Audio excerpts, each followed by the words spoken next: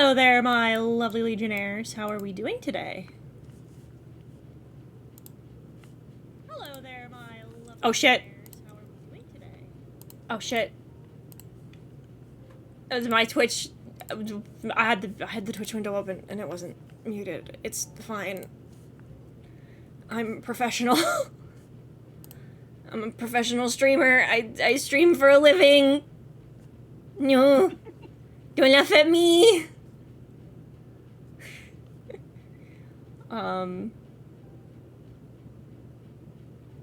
Doing good. I'm glad. I'm glad to hear it.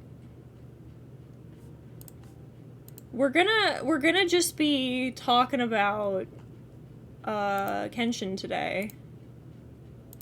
But I'm just gonna be playing Minecraft in the background, as is my wanton way. So you'll simply have to cope with Minecraft. Also,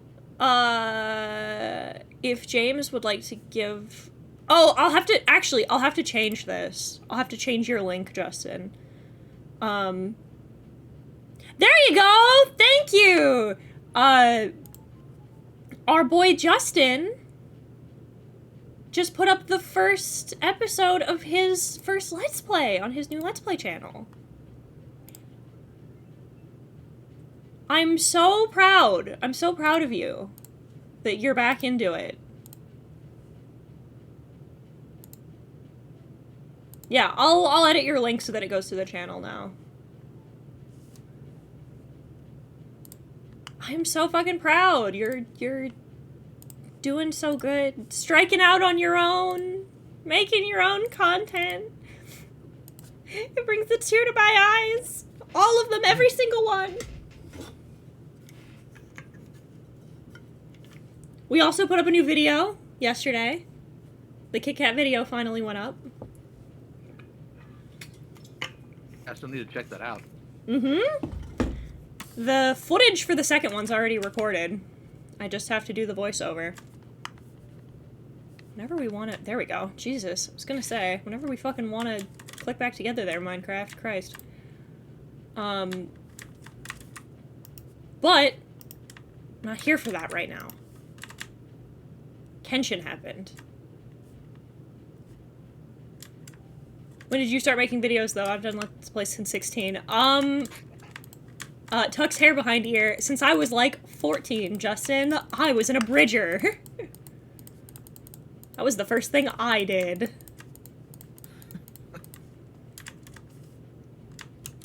I know. I'm lame. But, fucking Kenshin's back. And I'm so fucking happy about it. The highlight of my weeks. I was so fucking... I cannot stress to you, like... I talked about it a little bit on stream, but, like...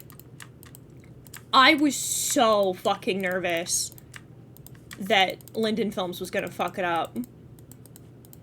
I was so afraid. And I'm still afraid. Until the season's over. I'll stop being afraid when the season's over. Because we haven't gotten to his fight with Aoshi yet. We haven't gotten to his fight with Gina yet. Second half of the fight with Sono. Haven't even gotten to Raijuta yet. Do you think they're gonna keep Raijuta? Well, it probably will, for one specific fact. It is a sticking point that Saito brings up. Yeah, that's true. It's like, yeah, you're causing all kinds of problems. It's also the only time up to then that Kenshin even got injured, so that's why Saito was so pissed. Like, you even let that idiot hurt you. One tiny cut on his wrist, and he's like, I'm supposed to be the one who hurts you. Them's the rules. A billion doujinshi were written afterwards. It's true.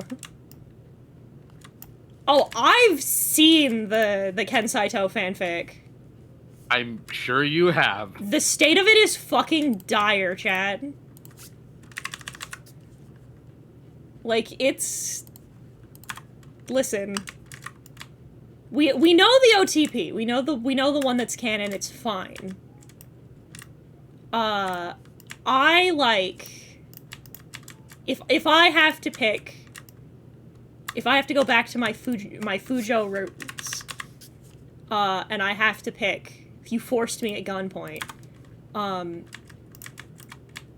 I think that Ken Sano is cute.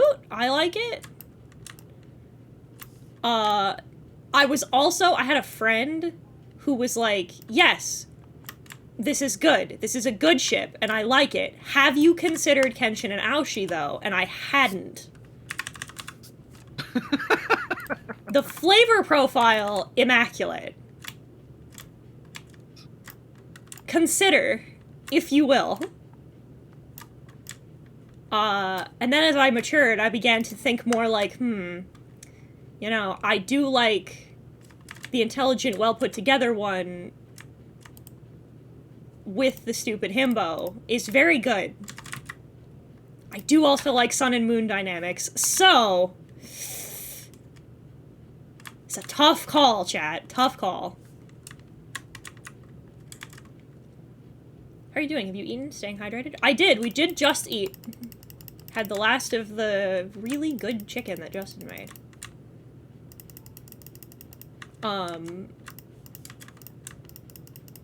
But listen, the Ken Saito fics are there, but they're something. It's the word I'd use. They're sure. Ooh, they're sure something. They are a thing that exists. They are a thing that exists. The girlies, listen, the girlies have thoughts, and I'm here for them in most circumstances, but those men hate each other. Well, I don't know if Kenshin hates most people. I don't think he hates 90% of the people he's fought.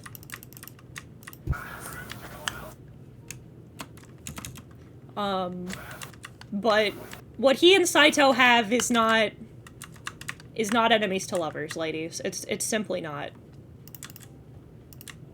It's enemies to enemies. It's one of the things that I've talked about this before. One of my favorite things about Saito as a character in Kenshin is that he kind of circumvents the, like, villain gets defeated, becomes weird uncle trope. Because A, he doesn't ever really get defeated. He just kind of stops for a little bit. And then the other thing is, like, he doesn't ever really become a friend. He doesn't really change his position in the story, like, at all. Although Kenshin does call him one at one point. Yeah, he's like, yeah, we're friends now, and Saito's like, no, we're not. Do not overestimate this. I tolerate you because I legally have to. Were it not for the laws of this new era, I'd have slaughtered you where you stood. He's like, okay, that's fair. I loved when Saito showed up during the Jinshu arc, and he's sitting there giving Sano a grief. So I was like, oh, we thought you were dead, you should have told us. Like, no, I do what I want, answer my questions. we thought you were dead! I was like, months ago, get over it. Sounds like a skill issue. You almost died? Pfft. Continuing my working theory that you're a bitch. Me almost died? What do you think I am, cringe? Think I'm cringe like the rest of you? Absolutely not. Saito, I will tolerate your existence. Yeah, barely. And he barely does that! It's like, yeah, whatever. It's fine. Again, you would- literally, it's if it were not for the laws of this land, I'd have slaughtered you where you stood. Just fucking...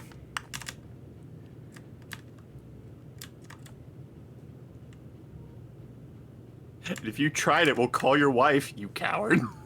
Cowardice. It's like, you's a bitch. This is blackmail. It's like, use a hole, bitch. Yeah, unless his response is, do it. See what happens. You know what? Let's find out what Toki thinks. And they're like, I don't know. I sense I've made a mistake of some kind.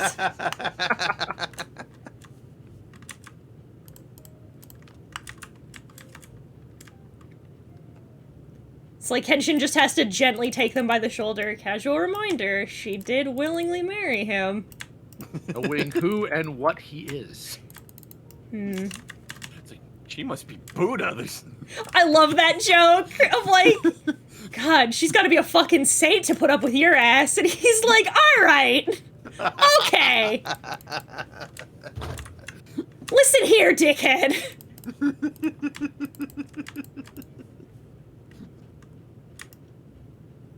Listen, daily reminder, one of us picked up the vow to not kill, and it wasn't me. And it wasn't me!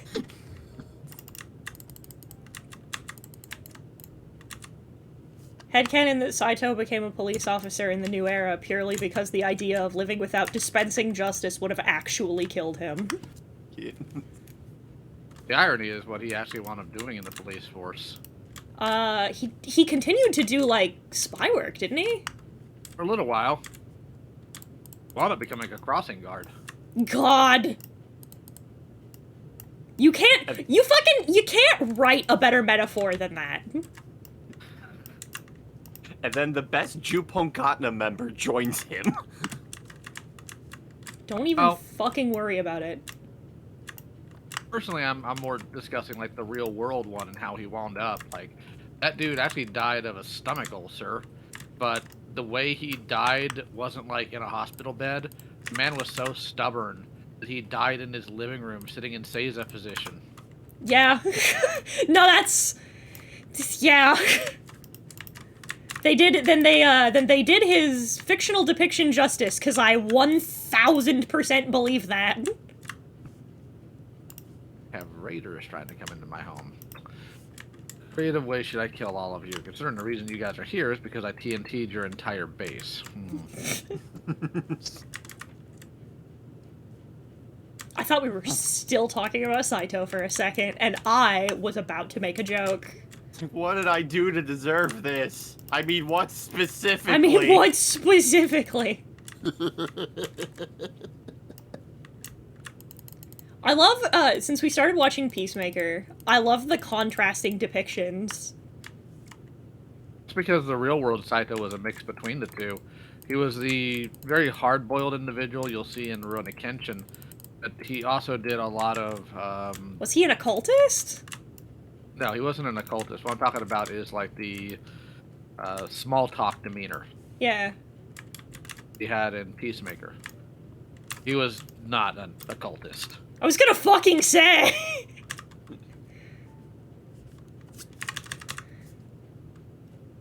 What I find interesting is how every single version of fiction that talks about these characters always depicts Okita. Because when you see the actual photograph that exists of him, there is a difference. They always make him a femboy.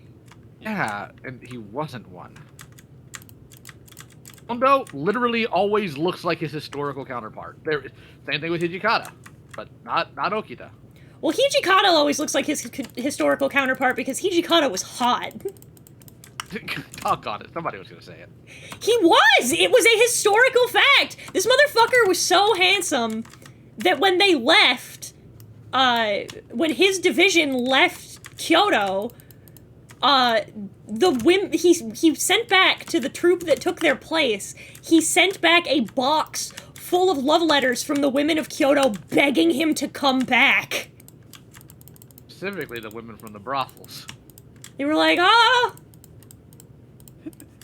You know, I was watching you, like, digging up parts of your garden, and then you just fell through the floor. Just fucking ate shit.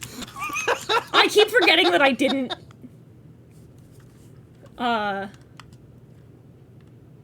you thought about doing editing commissions? She should do editing commissions. She's very good at it, and I love all of the editing that she does for me, and I think she'd make a lot of money. It's like you just go to the hospital. It's like, what happened? Gardening accident. It was a gardening accident. You've broken both of your femurs. I fell 60 feet. I mean, I know somebody looking for an editor, but I don't think they'd like working for this person. Probably not. No, we do not rent ourselves out to Jar. But fucking the other thing I'm really glad about is that while they are making like pretty slight tweaks, I like that they all seem to be like in service of doing something with those tweaks. Yeah. Especially after fucking Stampede. The original series. Well, no, I was gonna say Stampede. Because Trigun Stampede, it made a lot of changes, but not really in service of anything. Like, all the changes that they made were kind of just superficial. They didn't really serve a purpose of any kind, and they ended up kind of, like, retracting from originally good shit in the story. But these guys seem to, like rearranging episodes 2 and 3, serves to do some stuff for Yahiko's character, which I like. I see. They're also following the manga very closely, which I'm happy about. Yeah, that's a good thing. Definitely approve of that aspect. It's why I call it Kenshin Brotherhood. Stop that. I'm on my knees. I'm on my hands and fucking knees. Please, you wrote a pretty big check that first episode. You better cash that shit. If I swear to God, you do not get to show me that moment and then just be like, whoops, we're not doing that. We're no season 3 for you. I'll kill you. You have one choice. Do it or perish. What they're gonna do is in season 3 is just gonna be a remake of the original show, season 3. I'll cry. I don't... But Heaton, don't you want to see Sana with a dog? I do want to see Sana with the dog. Listen, the dog was good. I liked the dog. It was the Germans and the fucking Feng Shui arc that sucked. And also, don't you want to see Kenshin have to deal with the worries of Jesus Christ? Do you want to watch Kenshin fight the second coming of Christ as played by Crispin Freeman? That part of the arc actually wasn't that bad. No, I liked the Christian arc. The Christian arc was good. I liked 1 or 2 of the filler bits in season 3. The Feng Shui arc sucked. I don't know why they thought that shit was a good idea. I have no idea. No, Heaton, what we really need is they need to animate the episode where Kenshin accidentally proposes to Kaoru. God, that episode's so funny! I love that one. That one's great.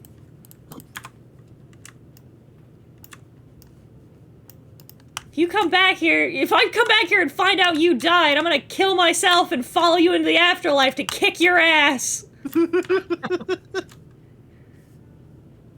I love Sanosuke with all of my heart. What a good boy. What a good dude.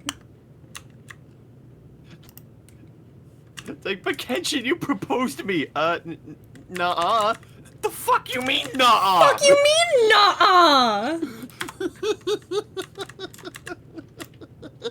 On accident.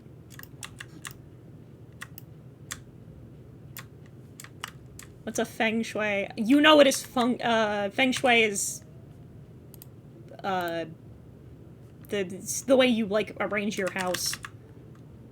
Except they turned it into, like, actual magic in a series where there was no magic! In a fucking period historical drama! Like... Why? Why did you do this? Unfucking believable. Oh, also, to answer a question that James asked me earlier, so I actually have good news and bad news. Oh boy. So, the good news is my debut stream actually went off very well. It's good. Congratulations. The bad news is Twitch never saved the VOD, so I have to do it again. Damn! Nerfing realm. Twitch said no. You're not allowed to enter these spaces. No VTuber for you.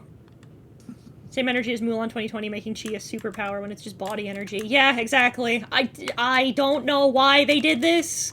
It doesn't make sense. It follows in line with nothing in the original show, tonally or, like, power scaling-wise.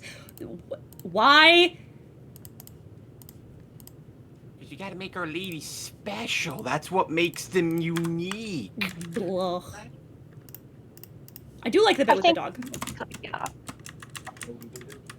The bit with the dog is, in fact, very funny. Yeah. Sano's fucking dog. Same heard the name of Rurouni Kenshin thrown around. I've never watched it. Well, I have some immaculate news for you. There's a brand new series that's coming out on Crunchyroll right the fuck now. That's really, really good. From someone who made it, it is like 75% of her personality. I couldn't recommend it to you enough.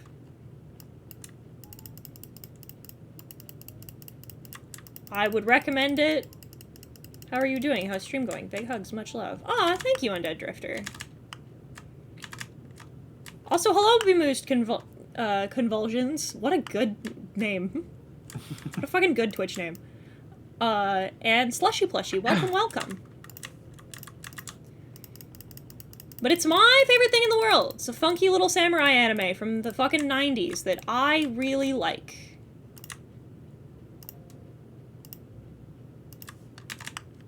I just think it's good. I simply let Heaton speak and explain it. Yeah, true. I'm so excited to watch the Aoshi fight. Also, I will forever complain about people calling Kenshin a samurai anime. You can't stop me. Yeah, I think that's a... I'm gonna be real, that's a weird hair to split. I will always split that hair because there's a difference dog on it. What's the difference? A Hitokiri is not necessarily a Hitokiri is not necessarily a samurai. They were supposed to blend into how samurai dressed and act, but they themselves were not often actually samurai. Kenshin was never a samurai. No, he wasn't, technically. Samurai is a position specifically within the government that you are born into or you are given by a higher authority.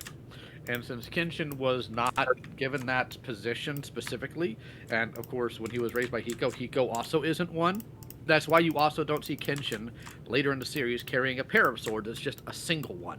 Because samurai were required to carry daisho, the wakizashi, and the katana. So no, he's not one. And the fact that he ties his hakama that specific way is just, that would not have flown like anywhere. You know, even in the case if like he was written as one, if the point of the series, if we get to him being a wanderer, what at that point he wouldn't be a samurai but a ronin? Yeah. A ronin is a samurai. They're just a samurai without masters. A ronin had the same rights and privileges a samurai did, but none of the pay. Ah, fair enough. That's why they often did work as a yojimbo or bodyguard or other things. Some of which, of course, just stopped doing any of it and started becoming potters or whatever they could to make ends meet. But a ronin is a samurai. He's just a samurai who has no master. Oh, like Hiko. Yep. Hiko's not a samurai. No, I mean like they went into pottery like Hiko. Yes, like Hiko. A lot of samurai, they did different art things. Like Musashi himself was known for his poetry and his ink art. So it's not uncommon for them to delve into the arts just in general. Well, yeah, because they were classically educated. Yes, there were things they weren't allowed to do. Like samurai weren't allowed to go to kabuki plays because it was supposed to be, it was considered what's the word?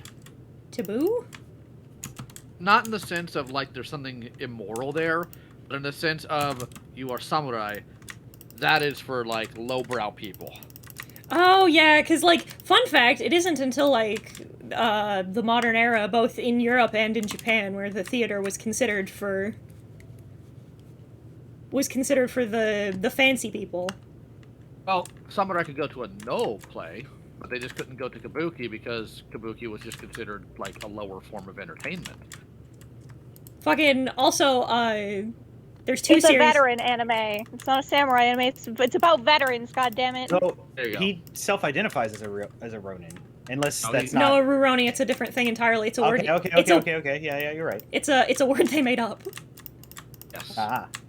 They So what were I'm the- hearing is they're not Sith, they're Inquisitors. Justin, shut the fuck up. And you can be mad at me when I'm wrong. I can be mad at you when I have a clue of what you just said. No, he's. You're not. He's right. I'm right. In the spirit of the thing you are, I guess. If you wanted, this is the grumpy man throws hands up. I guess.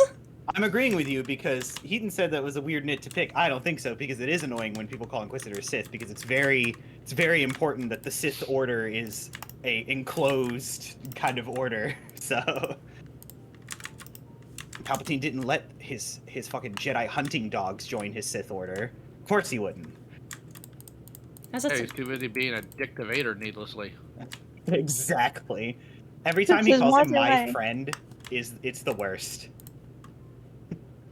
Welcome to the pit. You've unlocked it. You've joined the other nerd call. Now Justin's here. You get to hear about Star Wars whether you like it or not. Anyone know about Turbo Dogs? Shut the fuck up about your goddamn My turbo favorite- dogs. I'll kill My you. favorite snack. Share Minecraft Anyway. to call. Oh sure. Yeah, you can watch me play Minecraft if you want. Anyway, Um, back to the topic of Kenshin. How did Yeah. you get introduced to Kenshin, Heaton? Me? The same way that 99% of people my age did. I saw it on Toonami when I was younger. Ah. You know who did the initial promo for Kenshin? Oh, no. You're Cullen. Really? Yeah. I didn't know that. That's hilarious. So you have Optimus Prime detailing the life of Kenshin. I love, Sure. I still remember that old, the old, oh god, the clips. I could probably reassemble the clip show that they used for that. They also had a different opening for Toonami, didn't they? Yeah, they always did. You don't actually have to reassemble the clip show. You can just go look it up. It's listed on YouTube. No, I could, what I'm saying is, I remember it so well. Oh, okay. I could probably still assemble that clip show. I loved... God, I know they won't if they dub it. I know they won't. But, man, I hope they get Richard Hayworth back. He was so good. They'll probably get new people, and, I get that, and that makes more sense, but, because I don't know if Hayworth's retired or not, but, loved the old dub. It was really good. We know Well- Lex Lang is still working because he's fucking Suguru Geto. He's the only one of the main antagonists in Jujutsu Kaisen, one of the biggest anime out right now. And motherfuckers keep being like, I've never heard this guy before, and I'm like, I have. He's also Dr. Cortex. Really? Yeah. I didn't know that. That's awesome. In the, I'm assuming in Crash 4. Well, he's actually been voicing Cortex for a while. Oh, okay. So Yeah, he's but like yeah, yeah, he is voice. Yeah, but he is in Crash 4. Bandicoot. Yeah. This isn't Lyo's. Listen, this isn't Lyo's special interest. It's mine. You can see the title of the stream. You know where you are, Lumi. Well, I made sure to tweet out that I'm here, so.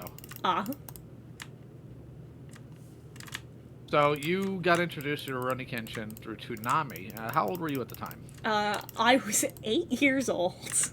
Oh, goodness. I was a small child. I was watching it in the same times I was watching, it's also why I have such a passionate, love and enjoyment of Yu Yu Hakusho. It's for the same reason. Ah. I got Yu Yu Hakusho, Sailor Moon, and Cardcaptor Sakura all in the same breath as a child. Which is why I am, it's why my taste is so refined and polished. Now, I've only seen one episode of Yu-Gi-Oh! Hakusho and literally fell asleep to it, so I can't contest about whether or not the show is good. But did see Sailor Moon. Enjoy Sailor Moon. It's one of my favorites. I think you'd really like it. Tongashi is a very good writer. James. So he started watching Kenshin 10 years ago. Yeah. You're right. You're right. You're right. Yeah, 10 years ago. You're not only half right. You are just 100%. You are correct. I started watching Kenshin almost 20 years ago. Damn. You see, while your introduction to Kenshin was via, like, Toonami, mine was via, how do I download this thing I was told about? So we found out about it around the same time, just two different ways. Well, yeah, and there was a bit of an age difference there. It's a little bit. Like, you were talking earlier about being 14. I'm like, I remember when I was 14 in the year 2000. I was 14 in the year 2000 and the Lio just cries. just hits the fucking Shinji Ikari pose, just sitting in the chair, head in his hands. I'm so... Oh my god, somebody drew that today. Yeah. Yeah. No, I'm gonna send it to you. Immaculate. No, I'm gonna You were send that not to you. born in 2000, shut up. Nobody was born after 9/11. No, 9/11 was 2001 anyway. Shut up. You were not born in 2000! Go away! Lau, does that mean that the based on a true story, coming of age fiction about you, your coming of age would be the 9/11? That's awful. God. That's awful. I couldn't even finish. I'm sorry. Somebody, I don't know if you guys said it first or if somebody said it and then you two said it, but when we were watching the playthrough of House of Ashes, these two looked at me and went, we have in fact hit the point now where stories about fighting in Iraq and Afghanistan have become historical fiction. And I was like, that was me. shut the fuck up! Shut the fuck up! Because I was watching Jacksepticeye play it, and that, like, realization hit me like a bus. It's like, yeah, this is historical fiction, ain't it? Because he, like, read a newspaper clipping about, like, what Bush was doing, and I was like, oh, yeah, this is historical fiction, technically. I hate it here. I hate it here, on God, for real. Also, hello, Corez. Also, I sent you something in DMs, Eden. What did you send me? Yeah. That was literally made by somebody today, so... Yeah, I mean...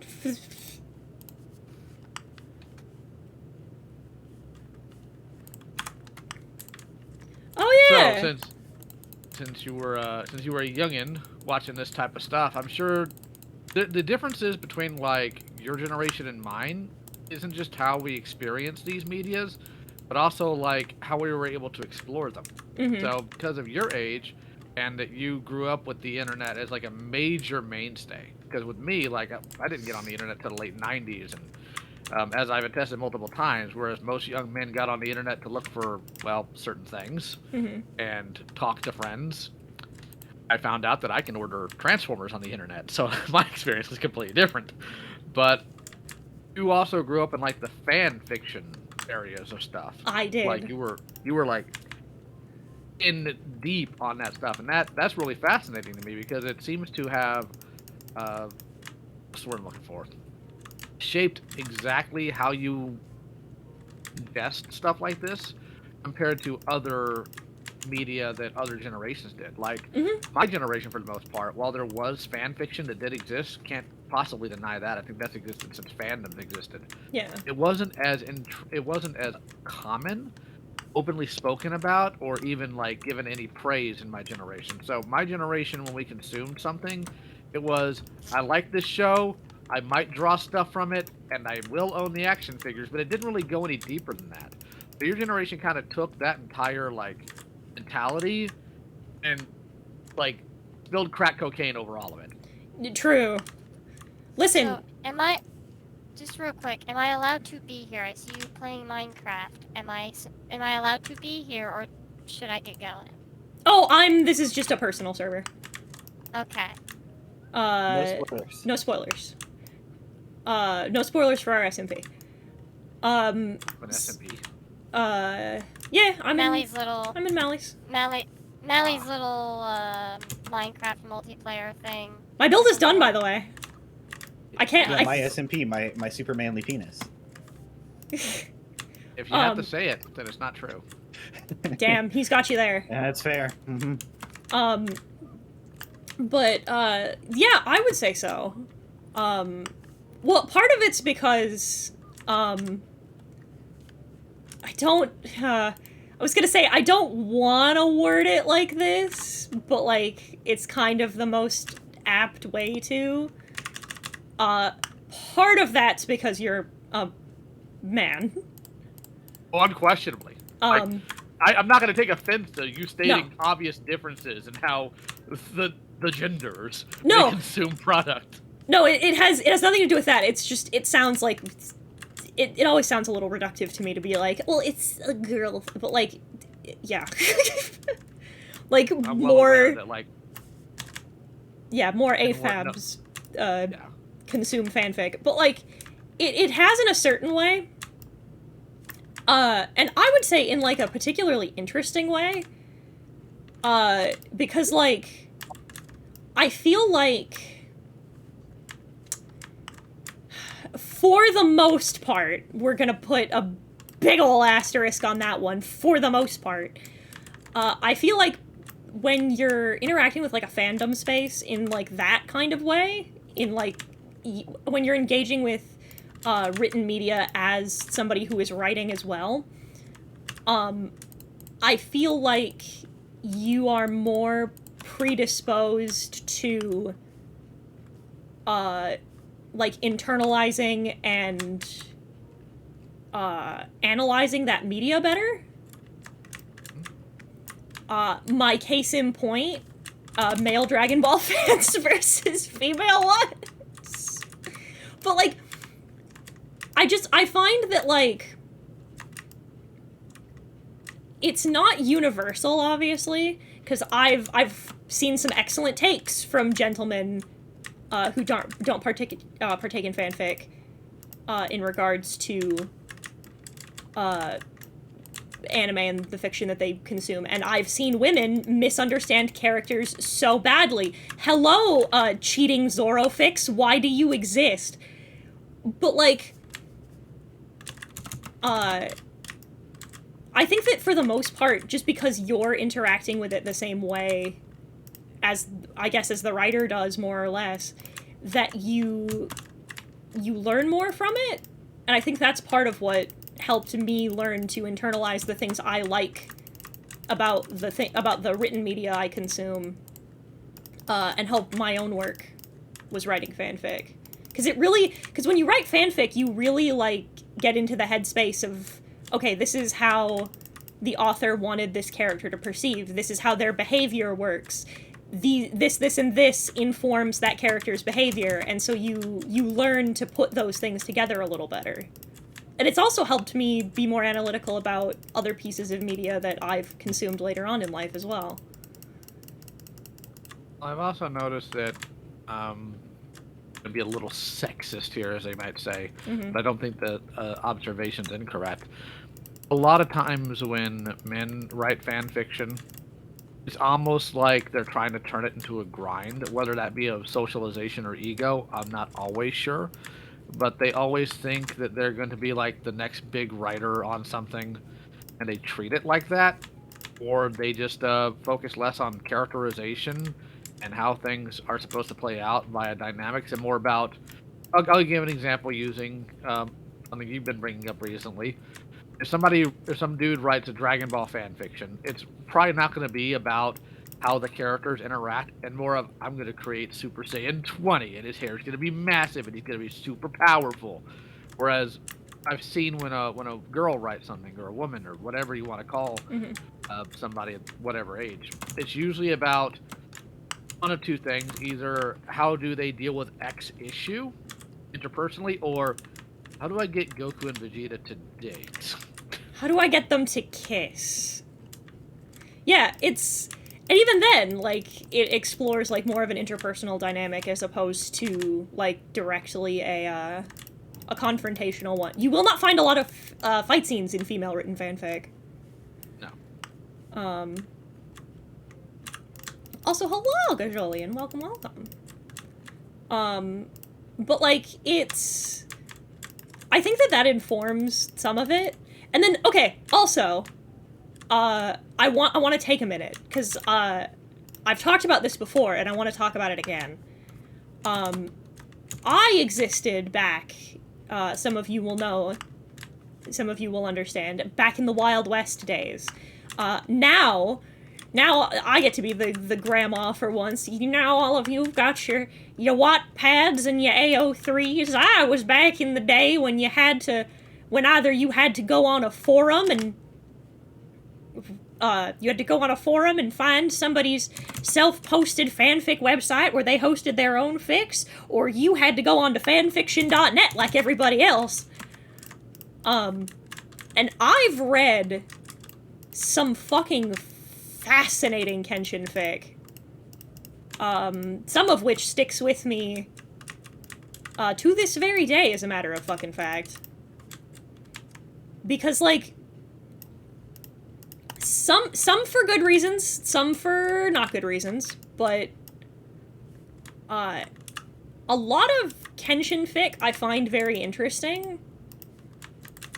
Predominantly because I love the answer to the question, these people now need to have jobs. Because, like Kaoru has a job, right? Like, Kaoru has a job. She owns the dojo, she teaches, she makes money. And it's expressed later on that, like, part of it is that she's living on her father's estate, and part of it is that she's teaching lessons with at other schools, right? So she has a way to make money. My favorite answer to the question is, what the fuck do Kenshin and Sano do for work? Well, Kenshin would make a good school counselor. A lot of people... This is the thing, right? Is because I think that it's fascinating, because you have to presume a lot of things, presuming, based on what qualifications you think they have. You know what I mean? Yeah. Like, something I find tremendously interesting is you said that, and I as well feel like something like that, but that presupposes a lot, because it mainly presupposes that he went to college. Yeah, that's exactly what I was about to say. Actually, I was saying it because, like, he seems to care about people and he likes guiding people to a proper direction, and he has the ability to be stern while also, like, being soft. And that's had true. Had less to do with college stuff, because, let's be honest, you don't have to go to college to work in a school. True. I feel Especially like here in America. it's especially interesting because it, like, does it even exist? No, I mean, when I'm talking about, like, in the context of modern AU fanfiction. Yeah, I had missed that part too, and I was going to ask, but it sounded like, contextually, we were talking about a modern AU. Yeah, we're talking about, like, modern AU fanfic. I think that but, like, it's the notion of stuff like that I find really interesting. Because usually it's something like that. I find that typically it's some kind of educational career, which makes perfect fucking sense. Like you said, just given his personality. But, like, again, I find that interesting because it presupposes a lot. And not in, like, a bad way, it's just, I find it interesting how people fill in those gaps, you know what I mean? I don't know, if I were going with my gut, it said that one hippie that does Tai Chi classes in the park. I don't know about that. But Hiko would probably be an Instagram influencer. We talked about this! Hiko 100% is some kind of, like, is some kind of influencer of some variety. That man sells feet pics. That man sells his nudes. He has a fucking OnlyFans. I can feel it in my fucking bones. Money is money. A bag is a bag. It's not even money's money. He's just a vain motherfucker. Yeah. Well, look at him. Can you blame him? Yeah, that man is like, no. I worked hard to look like this. You will compensate me for my hard work.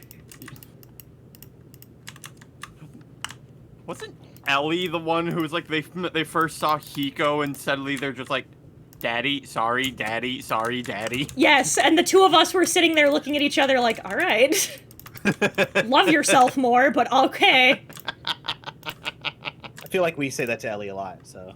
It's true. And was she consistently responds with no, so at least she knows.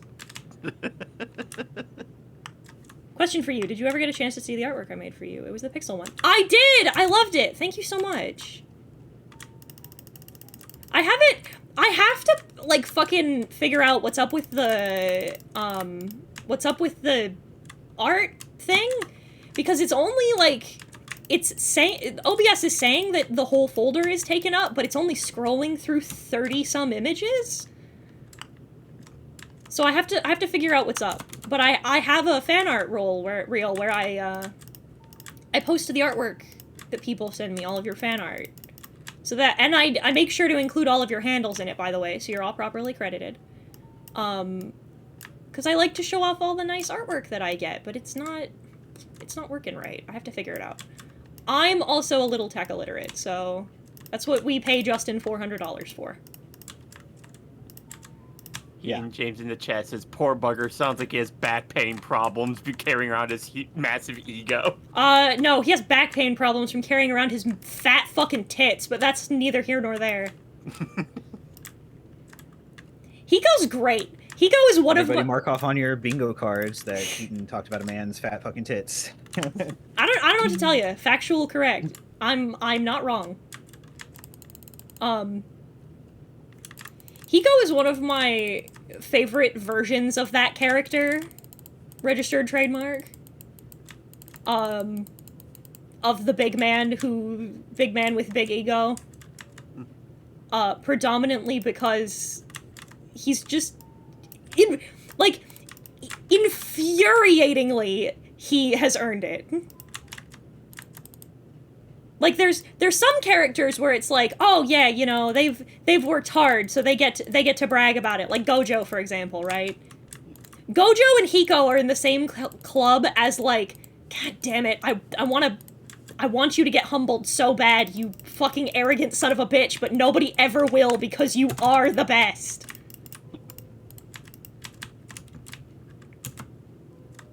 It's just fucking annoyingly skilled. No, Daedalus, that's the free space. Yeah, the free space is that I talk about a hot old man, and you can fill that one in, by the way, because we already Dreamer Bingo's a fun one with somebody I'm watching, and it's just there'll be another for Heaton. There needs to be like certain phrases. I got a question for you. Just how old are you anyway? 43, what of it? What? This is something I would like to interrogate, actually. What the fuck do they put in the Heat and Mitsurugi users that makes them young forever? Cause, like, we need... Trauma. Yeah, damn, you got it in one! Trauma stunts your growth. I've watched the movies. I know. It factually kind of does, actually, but that's neither here nor there. I want to know what Hiko's deal is. I'm telling you that preemptively so that when we get there, registered trademark, you can sit there with me, and I get to be the one, I get to be the Star Wars fan for once. Where you're gonna look at me and be like, what's his deal? And I'm gonna lean on my elbow and be like, I'd love to know. Because we never find out. No, the phrase is, that's a very good question. That's a very good question. We've been asking it for years. Yeah, we don't know. We don't know what Hiko's deal is. A question to answer for another time. It never gets answered. Great question, that it is. It's a spectacular question that it is. He's a very, like... There's just some very interesting things about his character that, like, I think they don't get addressed. Like, one of them is the way that he speaks about the sword style is so fucking weirdly... I guess wise isn't even the word. It's just weirdly knowledgeable. Like, the way with such certainty, he's like, no, they're gonna use you, they're going to manipulate you for your skill and talent into winning their wars for them. You cannot do that.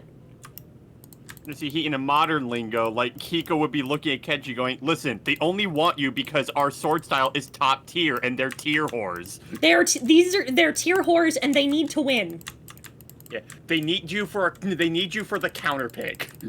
Yeah, God, you're so right! That's literally what it is! We need you to counterpick the Shinsengumi so bad. I don't understand any of those terms, but I actually have an explanation for you. Sure. When did the sword style come about? Sengoku era. Goku Jeri, which was the Warring States era, right? Mhm. That would mean it would be built into the sword style. The knowledge passed on from master to master to master. How warlords and how these people tend to operate when given weapons that are just completely broken. Because during that time period is also when you had Oda Nobunaga, it's when you had firearms and gunpowder being introduced in Japan, it's when they got introduced to cannons and a whole slew of other things as well. So they saw in real time how these people who want power are going to operate when they are given a weapon that exceeds everybody else's abilities there. And they've seen the treachery. They saw the assassination of Oda Nobunaga. They saw the creation of the shogunate. So inherently passed through the ages of this sword style will be the philosophy therein, as well as the fact that whoever made this knew what men are like when they are given power. God and when is they are really in is the a middle cult of with a wars. franchise. They know that. So of course Ego's going to understand that. Thank you for the sub, Crook. I appreciate that. But yeah, I think you're right. I'm just fucking fascinated. His character is so interesting. And we never learn anything about him. Because it's kind of implied that, like, Kenshin doesn't even really know. Why would he? He goes like, I'm not gonna tell you my fucking backstory. What do you think this is? Well, the ultimate thing is, like, you're my student, we're not equals. I'm not gonna have conversations like, I tell you my history. It's, hey, you're gonna do what I tell you to because you need to learn how to do XYZ thing, and that's the long and short of it, and there will be nothing outside of that. You're the one who ascribed me being your dad. This is... I didn't consent to that. I didn't consent to being your dad! You're the one who adopted me!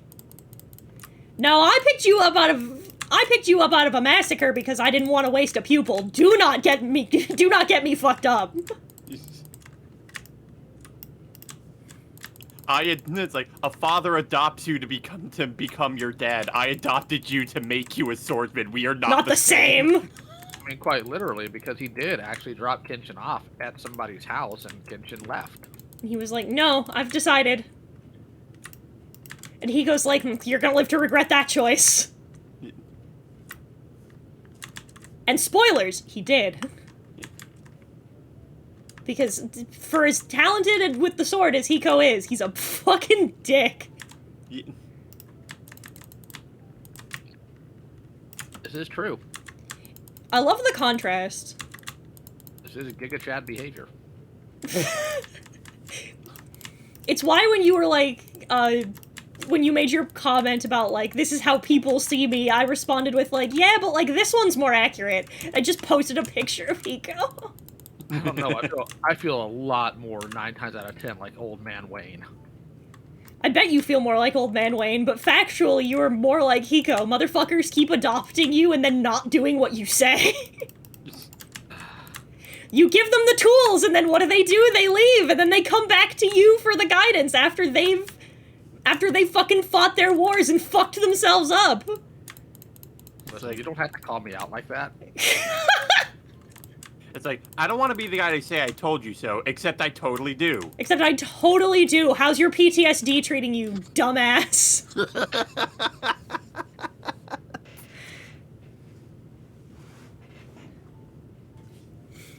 Like, Are you idiot talking apprentice- about that? Oh, yeah. Oh, Lio would love that. I forgot. Daedalus was in my chat. And we were talking about Kenshin. And he kept over and over saying, no, I'm talking about the 80s Gundam pirate. And I was like, what the... I'm like, who the fuck are you talking about? And he goes, the 80s Gundam pirate. The guy who looks like an 80s Gundam pirate. And I was like, you gotta give me a better descriptor than that. I have no fucking idea what you're talking about. And he starts describing the character he's talking about, and I go, "Are you fucking talking about Hiko?" What? And then he said it, and now he's right. Hiko looks like a pirate from an 80s Gundam anime. I'd imagine, like, outside of course, Spawn being inspiration, I'm sure Captain Harlock had to fit in there somewhere. Probably. He is a little Captain Harlocky. Except the difference is that he's a bitch. And he's, like, built like a freaking bunker. He's built like a bunker. It's why I love with all of my heart that he's like, that Kenshin's like, I'm doing it. I'm doing it exactly like I'm supposed to. Why is it so much weaker? And Hiko's like, because our sword style is based entirely in centrifugal force, you fucking idiot. I'm 6'3". I'm like 300 pounds. That's when they should have had. Of course, it was a different time, so this phrasing didn't exist at the time. That's when you should have had a flub from the voice actor saying, Kenshin, do you even lift? Do you even lift? Most physique, Kenshin. I still love the imagery of Kenshin wearing Hiko's cape. It's just super. Like wearing like a little kid wearing his dad's clothes. Yeah. It's like it's passed down the generational line, and he's like, it's not gonna fucking fit me. Well, that sounds like a skill issue, Kenshin. I'm sure Daedalus is real quick. I'm sure Daedalus is happy that Justin's finally uploading his Let's Play. I hope he saw. I didn't get a subscription notice. Is the gay Gundam good? First of all, welcome Joshitara. Secondly, yes it is. I hope you're ready to cry a lot. The gay Gundam, it took me a minute. I'm like, alright, which one are we talking about? The gay one, duh. Do you have any idea how little that narrows it down? Yeah, I figured that was the case. The canonically gay Gundam, so I take it you're talking about Witch for Mercury, which yes, I like it a lot, it's very good. I love the fact that, like, when that series was premiering, you had people who'd never seen Gundam before. They're like, oh, little space oomphy, what's she gonna do? She's killing people? Yeah. That's the way of it, welcome to it! Happy birthday while slaughtering enemies. My favorite moment was, when Alan fucking bites it. Except he kinda doesn't, but we don't have time to talk about that. When Alan sort of bites it, I sat there and I sat back and because Sarah Dust was the one who had talked me into watching it, so I DM'd Sarah and I responded with, I forgot for like 5 episodes that this was Gundam and that I was gonna be sad. That was a mistake. Gundam kills all my favorite characters. Yeah. Like, Listen. literally every time. Every time. Listen, I've only watched one other Gundam seriously, and they did kill my favorite character, and then they brought him back in the form of his twin brother. Which was a trip, honestly. They actually got lucky, because I actually didn't have a favorite character in that series. I was gonna say, if you tell me to my face that you like Tieria, we're gonna throw hands, old man. Don't worry. Let's see here. The original Gundam, I loved Rambaral. Dead. Gundam Wing, love Trace Cruz Renata. Dead. G Gundam, love Master Asia. Dead. Think you're getting away with this? Hey, welcome to my club. My favorite characters are always the mentors. I lose They're them. always dead. They always die. Listen, I keep consistently getting spoiled in some series, and then I'm summarily humbled. It happens every time. Fucking, what was I watching recently? I was watching something else recently, something newer. And it happened again, and I was so fucking pissed. And then the person who encouraged me to watch it was like, you knew what you were getting into. And I'm like, I know, but I'm allowed to hope. I got fucking spoiled in Chainsaw Man where fucking Kishibe lived. Gonna bring it real quick back to Kenshin again, because it's kind of asked some hard questions for Heaton. First of all, thank you for the follow, and second of all, you don't have to real quick. That's the point of the stream. No. I'm gonna ask. You have that stainless steel sakabato, right? I do. How many times have you tried, Heaton? How many times have you tried to do it? You know what I'm asking. I hate this question. We need a poll in chat. Less than 3. That sounds 3 like to 5. That sounds like more than once. 3 to 6. Greater now, than 6. Come on, So- poll in chat. I could embarrass every guy in here and ask how many times you tried to do a Kamehameha. Like, we could go that way too, trust me. No, 0. But no, I'll just tell you, because the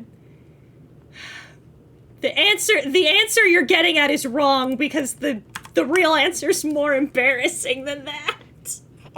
Is it more than 10? no, No. I am going to predict it is only once because something happened. So it was only once because something happened. What did you break? Almost broke the sword. Oh my goodness.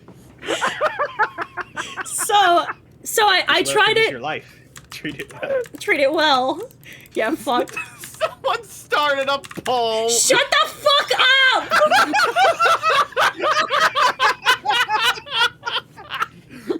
C+.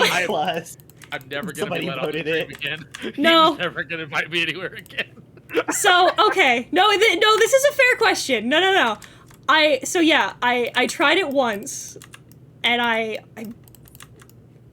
almost, Jesus, I almost broke the sword.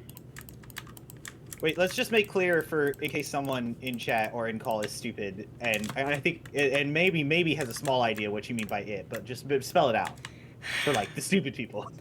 I tried to do his sword move. I tried to do the Bato Jutsu, Yeah,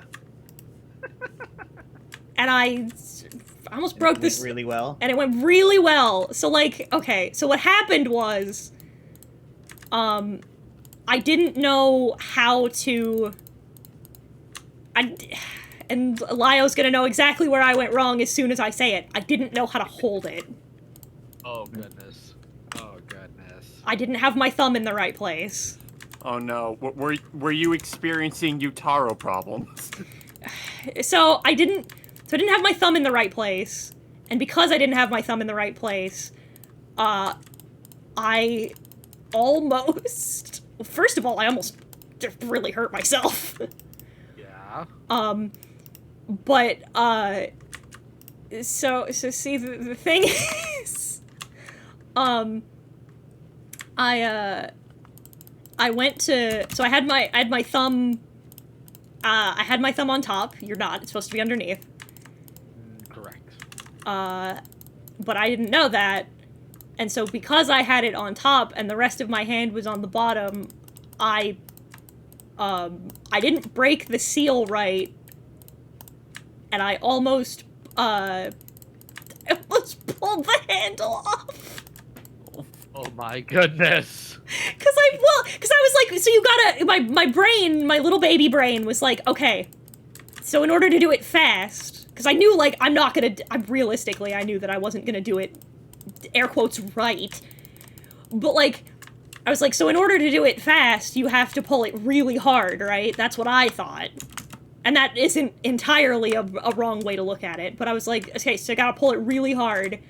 So I did, but because I didn't, so when you have them in the scabbard, right, it's flush, it goes up solid. And so there's a little bit of a seal you have to break with your thumb when you... You have to unsheath the habaki first. Yeah, and I didn't know that, so... Because I was a weeb baby child, I didn't fucking know that. How old were you? Yeah, that's a very good question in chat. How old were you? Like 13? Oh my goodness, that's adorable. Yeah. So I had no idea. So I tried to, when I did it, because the seal didn't break and I just yanked it as hard as possible, I almost fucking just pulled the handle right off. Is that the one you Hearing still is- currently have? It is the one I still currently have. What I'm hearing is See. Heaton has problems pulling out. I do. Ba-da-ba-ba-da-ba-da. You almost turned that thing into a sword blade. Into I like a almost- sword beam. Yeah, Oof, yeah. that would have been very distinctly not good. Bato Jutsu. So were you trying to replicate any specific technique, or was it just basic? I was not stupid enough to think that I could do any proper technique, so I was just trying to pull it out as fast as I could. So you weren't trying to replicate the Amakakari Ryu no Harameki. No, I knew that was basically impossible. I It's wasn't. untight. Yeah. I knew that was not gonna happen. I was not delusional. I'm not a fucking chuny. Level I'll tell you- 100 crook, level 1000 crook, who gives a 13-year-old a sword? Well, that's a very good question. Let us tell you about a little anime called Kenshin. The joke's on you. He was technically Less, I know. he was Yeah. when he was given the first one, he was like 8. When he was Yeah. killing for the government, he was 14. Yeah. When he was a not samurai. He was an My inquisitor. the correct answer to who gives a 13-year-old a sword is my grandpa. East. Was Your grandpa Bobby see true, absolutely Nico? fucking would. Yeah. Well, cause I asked him real nice, and he looked at me and he was like, "Okay, I know this means a lot to you, so I'll get it for you if you promise you'll be careful." And I was like, "Of course I will." And then And then you almost break it. and then I almost broke it. And then I promptly wasn't. So does the sword have like structural issues now because of that? No. I fixed it for the most part. I did, the only, like, issue with it as far as I know is I think the pin in it's a little loose. Cause it always sat in the handle a little loose. Because it was cheap. Yeah. But then, the glue that held the metal part, like, on top of the scabbard, the glue just wore out over time, so that little metal part pops off on occasion, but otherwise, it's still in pretty good shape. This new anime, it just struck me, makes me wonder if any more replicas of that sword will show up on the con scene. God, I fucking Well, hope there's so. always gonna be replicas of it. Heck, they made like they made. I don't want to call it folded steel because it's technically not. They've made like machined steel replicas that are like much better than the stainless steel ones that Heaton has. Mhm. You're never gonna find like a quote unquote real one because they're, well, it'd be kind of dumb to make one. Well, yeah, You'll get close. No, I was gonna say, of course, we knew that. We knew it'd be dumb to make one. In the series, Shaku says it was dumb to make one. But that has not stopped people from wanting people to. That's one of my favorite things, is Shaku, the guy in the series who made the sword. The swordsmith himself is like, no, this thing's fucking stupid. This thing is stupid, it's not gonna work, it's a fucking bastard sword. This thing sucks. But the way you want to live your life is fucking stupid too, so maybe it'll work. Maybe you'll be able to make it work. It's such a good sentiment, I love it. I forsake my son for my grandson's future. It's one of my favorite lines in the show. You'll always be able to find a Sakabato at like the random weird sword booth at any anime convention. Yeah, more often than you'd Not think. recently, though, right? No, not within the Yeah. last like 5 And or the 6 cons years. we've gone to, it's a lot of the ones from Demon Slayer, a lot of. Last time I went to a convention, an anime convention, was like a year ago, and I didn't really pay very close attention to the swords available there because ones I have are better. You have the only one. You have the only one you need. He says, tenderly caressing his Lion-O sword. You're right. It's the sword of omens. How dare you disrespect me like that? We don't expect you to know. It's okay. I'll tell you what, Heaton. When/if we ever meet up, I will teach you how to do some Batojutsu. Please, that'd be so cool. I'd love to know. I wanna be able to do it. Just to say that I can. I sword because my brother won one in an MMA tournament and left it behind when he moved out. I have a joke to share. What do you call a soldier who sleepwalks? A Roman soldier. But I'm tish. Very good. The children yearn for the sword! Children yearn for the ways of the Ronin! Oh my goodness. Okay. So, another funny story. I also had a Boken that I got when I was younger. That I got first. I got that one when I was like 11 because it was wood. How badly did you ding that sucker up? A, pretty bad. B, I do not know what happened to it. Unironically, we were doing a thing. We were taking photos in a cosplay I had at the time, and I put it away. And when I went back the next day, it was just gone. And I asked my parents. We turned the whole house upside down twice, and it was just gone. So we have to this day we have no idea what happened to it. I've had incidents like that before. Thankfully, a Boken, just in general, is cheap to find. Just a quality one's a different matter altogether, though. Mm-hmm. The one I had was pretty nice.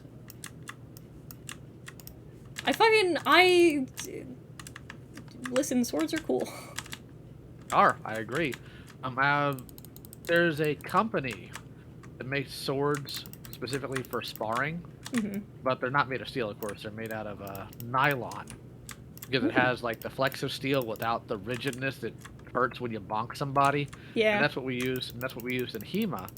And he decided to start branching out, and he wanted to make a katana.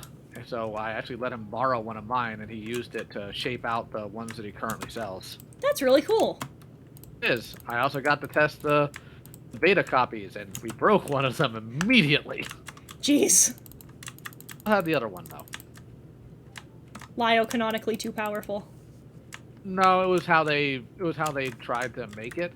Because what they did was they tried to create a Suba for it in in a way they probably shouldn't have, but they didn't. They were still trying to feel things out, so obviously they're not stupid or anything. And they bolted it through the blade, which created a weak spot. Ah, I see.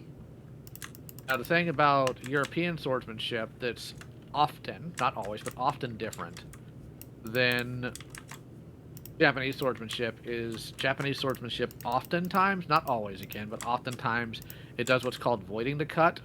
What that means is instead of blocking, you dodge. You dodge, essentially, yes. And when it came to this specifically, I needed to make sure that they were able to withstand binding and clashing, because I know that's how everybody else is going to fight. So we kind of whacked them around to make sure they withstand it, and that's why it broke. Ah. Well, I was gonna say, because, like, this was part of why I was telling you before that I think you'd really like the fights, especially in the live action, is because the live action has a lot more of that. They really lean into more of the, like, they're not afraid to have these long, sword fights where, like, nobody hits each other. Because that makes more sense. It's more practical. Well, there's also the fact that, like, when you look at it, when you look at Kenshin and what he does and all that, it, makes sense why he's, struggling to deal with certain people, because if you hit somebody with a metal rod, they're more likely to be able to get up when you don't hit them with an edged weapon, so he's fighting for his life out here. Yeah, I'm so used to them just going down and not being able to get back up. Because their organs are now on the ground. And then Sano just gets up, like, I didn't hear no bell. I didn't hear no bell. Kenshin's like, oh. Alright, this is gonna be the first real test. And it went great.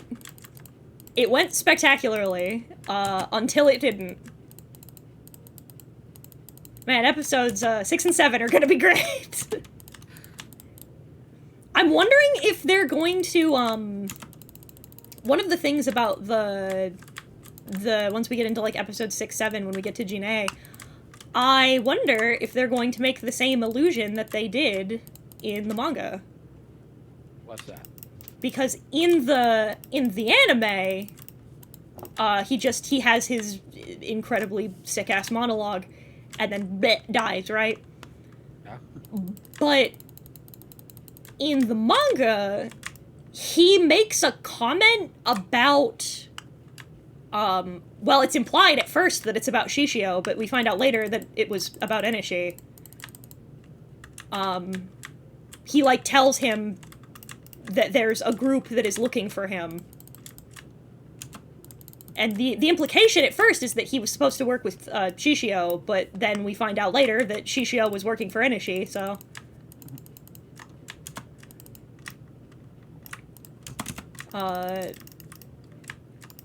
Who, by the way, welcome to, I just know that there's a sword fight in one of them with a chicken break. Oh god, that bit's so fucking funny! So in the first live-action movie, when Sano is having his fight with Bonjin, which makes no sense. I don't know why they didn't just make them the Oniwaban group. It would have been fine. Why they had to pick, like, late series villains for a fucking early series fight, even if you didn't know you were going to adapt all of it, why would you not just... Never mind. The point is, I'm very upset about Aoshi's inclusion in the second and third movies, but never mind. The point is, we can talk about that after.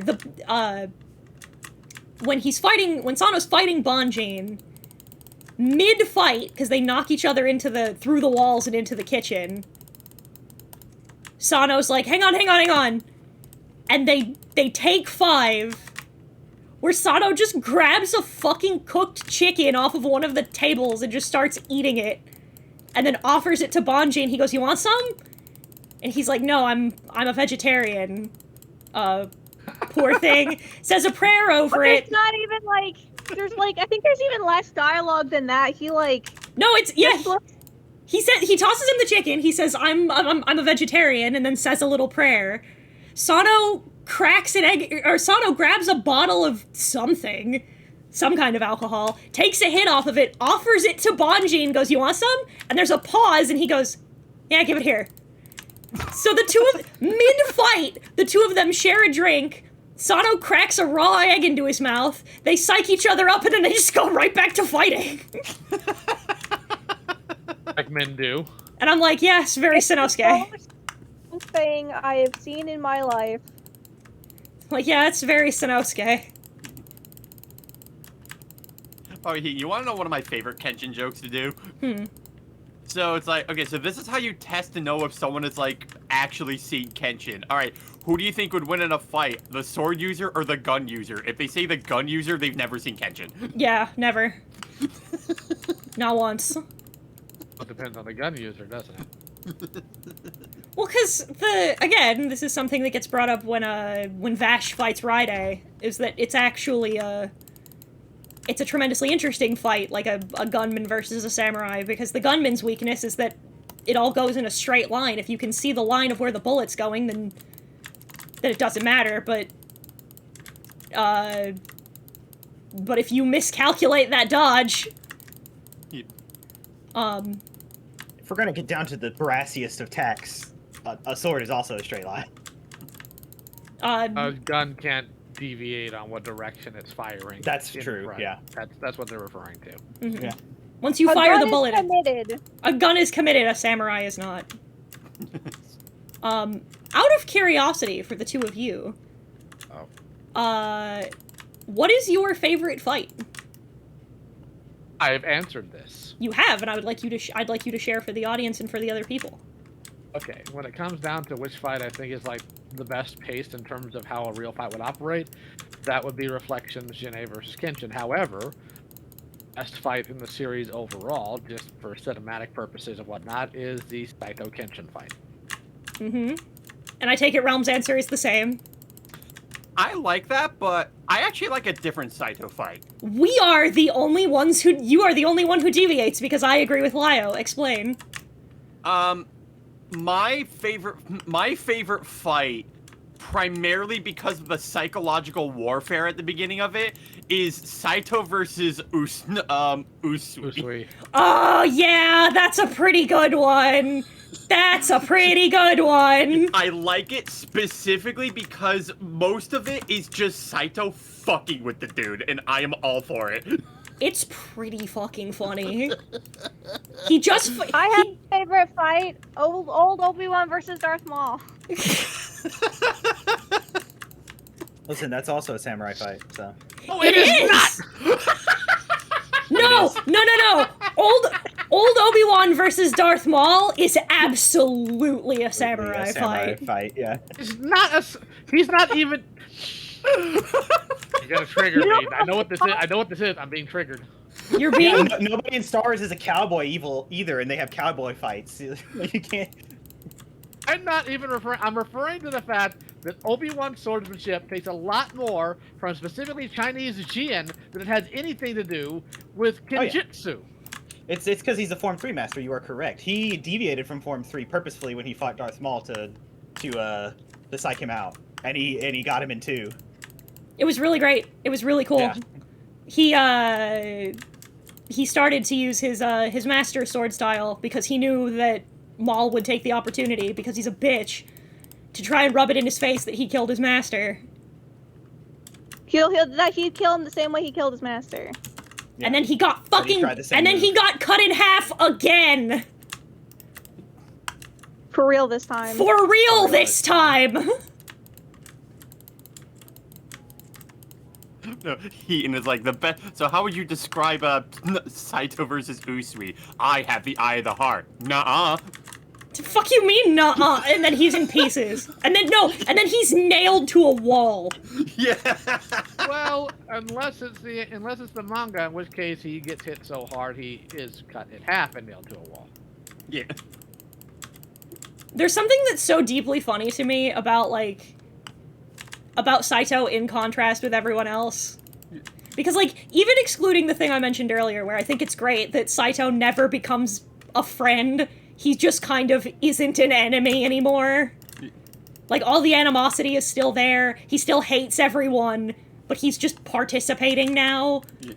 But I love the wild contrast that, like, even Aoshi's fighting style changes a little bit because of his interactions with Kenshin. Saito doesn't give a fuck. Yep. He never had any growing to do. No. He knew who he was from minute 1 to minute 0, and you know what? I can respect that. He shows up in the Jinshu art like, are y'all done being dumb yet? No? Too bad. Y'all done being stupid? And Sano's first response is, "We thought you were dead!" That was weeks ago. My death was greatly exaggerated. That was weeks ago, get over it. Cope seed mauled. Cope seed, truly! Truly! All of his interactions with Sano are cope, seethe, mauled. And Sano does. He copes, he seethes, and he maulds about it. He fucking hates that man.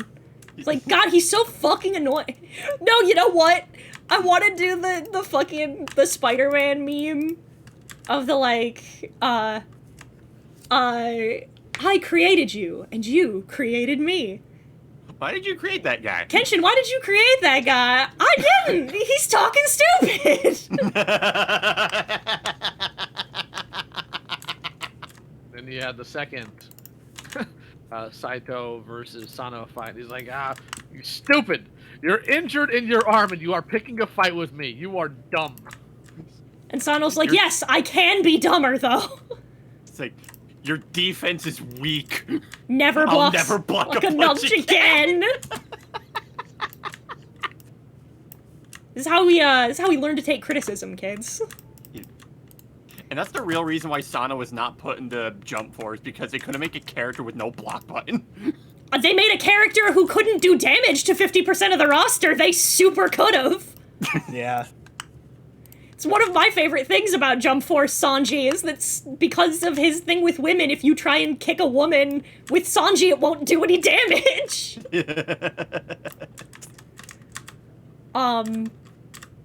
Also, goodbye, Gucci. Wait, no. Or no, Slushy. Goodbye, Slushy! I hope you come back. You're more than welcome. We thought you were dead. That sounds like a you problem. Distinctly sounds like a you problem. You should. You sure thought. Have you tried not being cringe? Have you tried getting good? If you didn't suck, you wouldn't have to worry about me so much. Oh, Kubo, turn off my cringe inhibitors. Oh, so Kubo can't do shit. He's fucking dead. Can we? My name is Okubo, and shut up. Can we talk about, by the way, one of my favorite moments in the entirety of the Hokkaido arc, which is the bit where they're like, oh, wait a minute, Sojiro's here. Oh, fuck, Sojiro's here. Wait a minute. Eiji can't be here. And Saito's like, he's done his training. What are you talking about? And then he shows up and immediately pulls a gun on Sojiro, whose immediate response is, yeah, that's fair. Like, it's so fucking funny. He immediately is like, yeah, alright. I deserve that. So... Oh, go ahead. I was surprised you were talking about attractive old men and somehow Mally didn't just materialize in the chat. I know. I think one of my favorite things you told me about the Hokkaido arc is the reunion when Raijuda comes back and then Kenshin warns her that Aoshi's coming. Oh no, it's not Raijuda, it's Konryu comes back. Oh yeah, Konryu. Konryu comes back, and he's like, yeah, you might want to fuck off. And Konryu's like, nah, I'm not going to run away from you again, Batosai, you son of a bitch. And he goes, well, no, you don't have to run away from me. Aoshi is coming, and then he's gone. He's just he fucking leaves a smoke trail. He's gone so fast. It's like, yeah, the smart plan. Can you fucking imagine?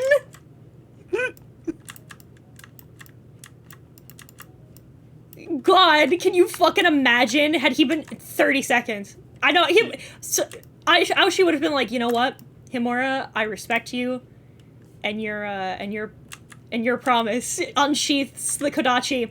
You can just turn your fucking back. You won't even have to fucking see it. It'll be over so fast. like that revengeancing thing. I promised I'd never use my sword to harm somebody.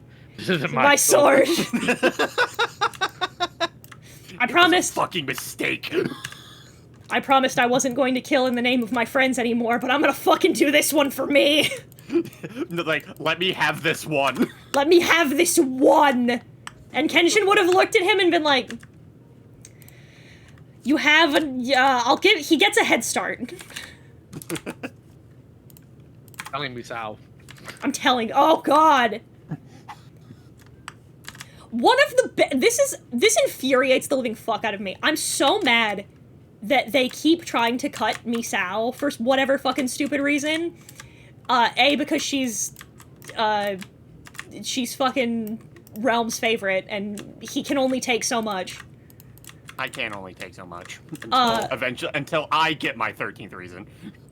But also because like the bit her dynamic with Kenshin in that early bit is so fucking nail biting. Like the fucking inherent tension of, oh man, I sure do wonder where my friends are, and Kenshin is like, oh. I cannot tell her! It's that one Simpsons clip where everyone's just tugging at their collars going, ooh. Kenshin should have just told her, okay. Oh, we found him a new home on a farm. They've retired that they have. To a farm upstate. I feel like Misao would just look at it and be like, bullshit, Hanya would never retire. And then he's like, fuck.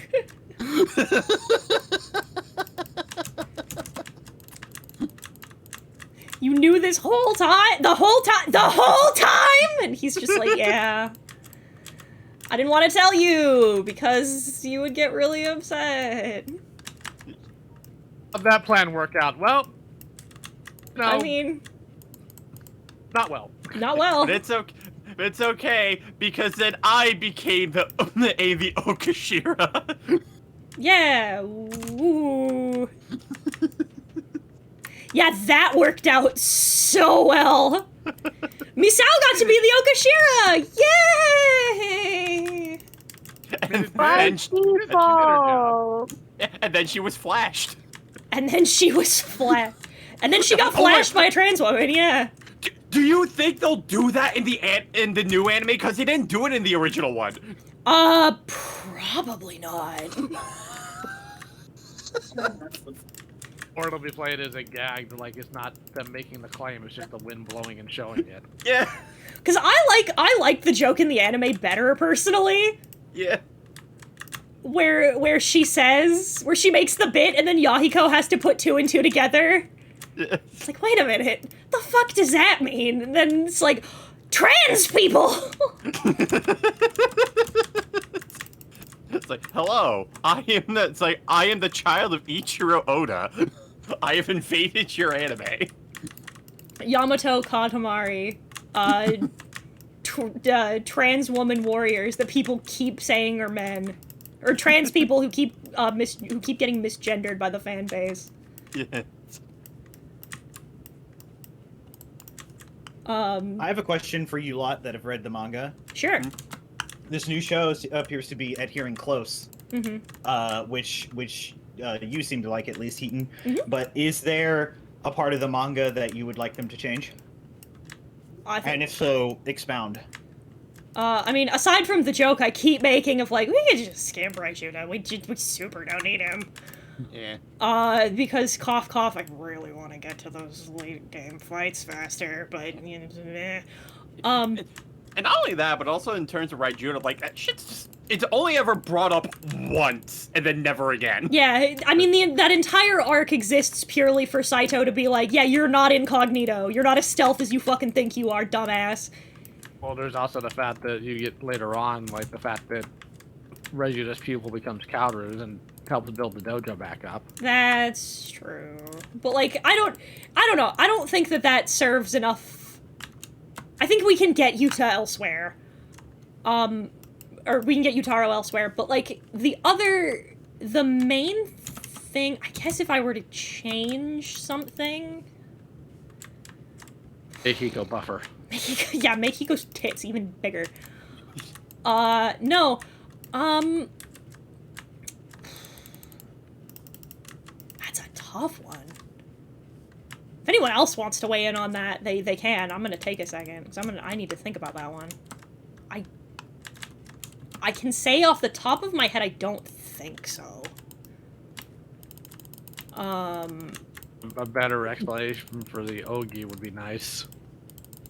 The current one is dumb and I hate it. What was that? Well, we're stepping with the left foot forward because if you do that you cut yourself. Like that's not how that works. That was really funny. Just listening to Lyle, that's not how that works. Even if they do Jinshu, give me Sao and Aoshi an actual enemy to fight instead of the sea mines. You know what? Yeah. Let me Sao and Aoshi have a bigger part in the... The thing I wonder is, how far in that, how far are we gonna go for that bit in Jinshu with Aoshi? Because, like... I will say, there's only one thing there was only one thing that I would justify the existence if they do, the Raijuda arc, because that would also mean we get the proper defeat of that man getting roasted by Ahiko. Getting roasted by a fucking child.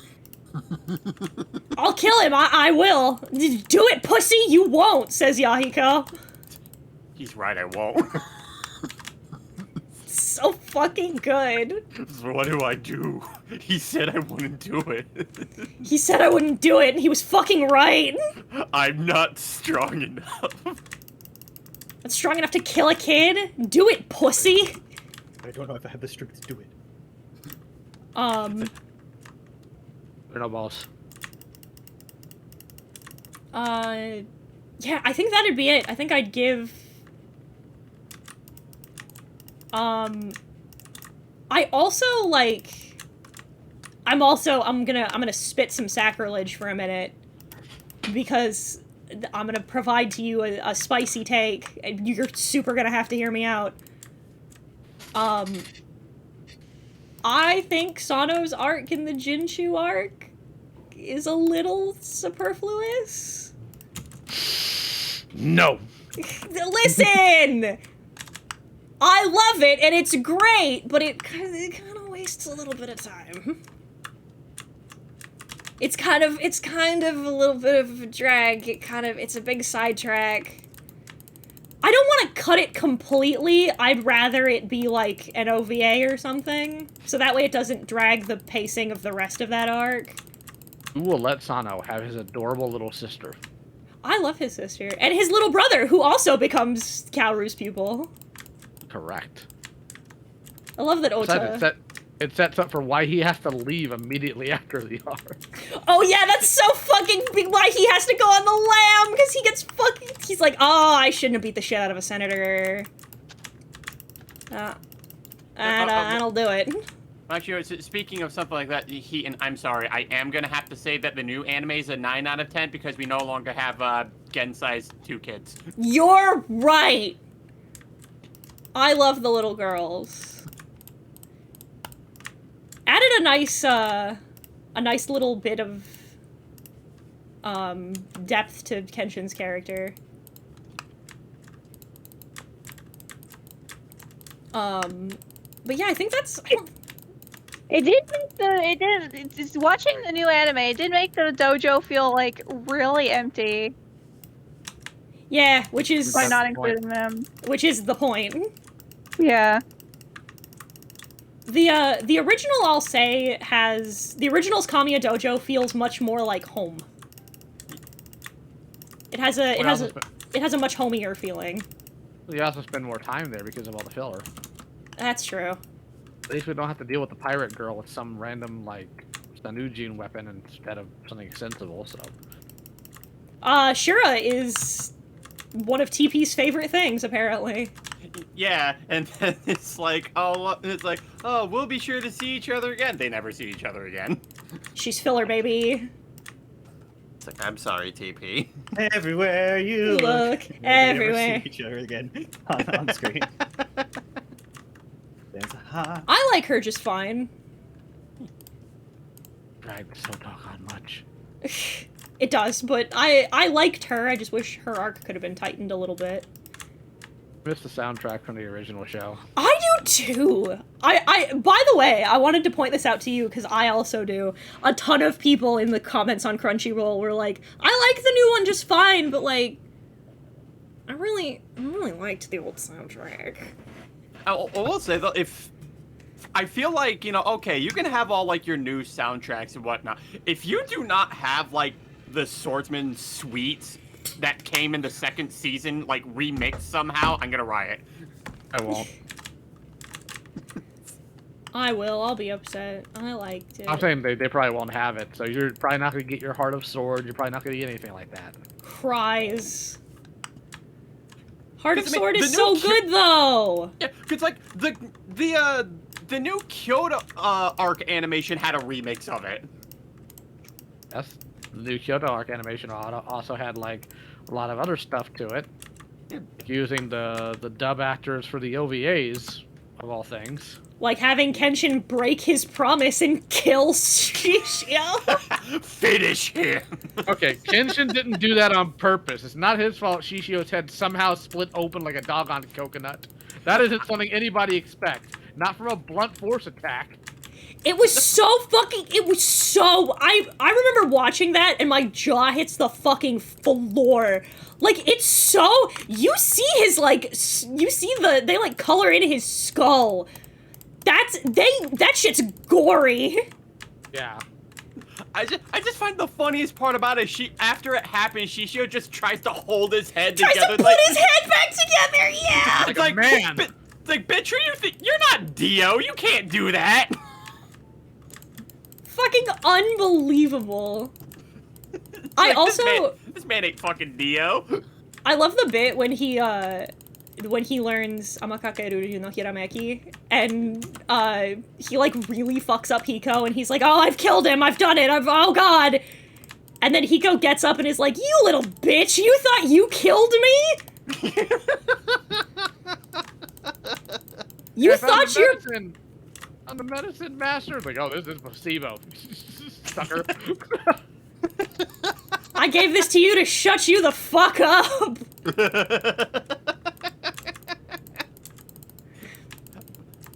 By the way, when I'm going out to fight Shishio, do you think you could help my friends out down by the... Do you think you could help out my friends with their fight? No. Fuck no, does Stop relying on me. Fuck no, does anyway. And then complains. I know I said no, but he also didn't give me directions, so this is his fault. I'm choosing to blame him for this.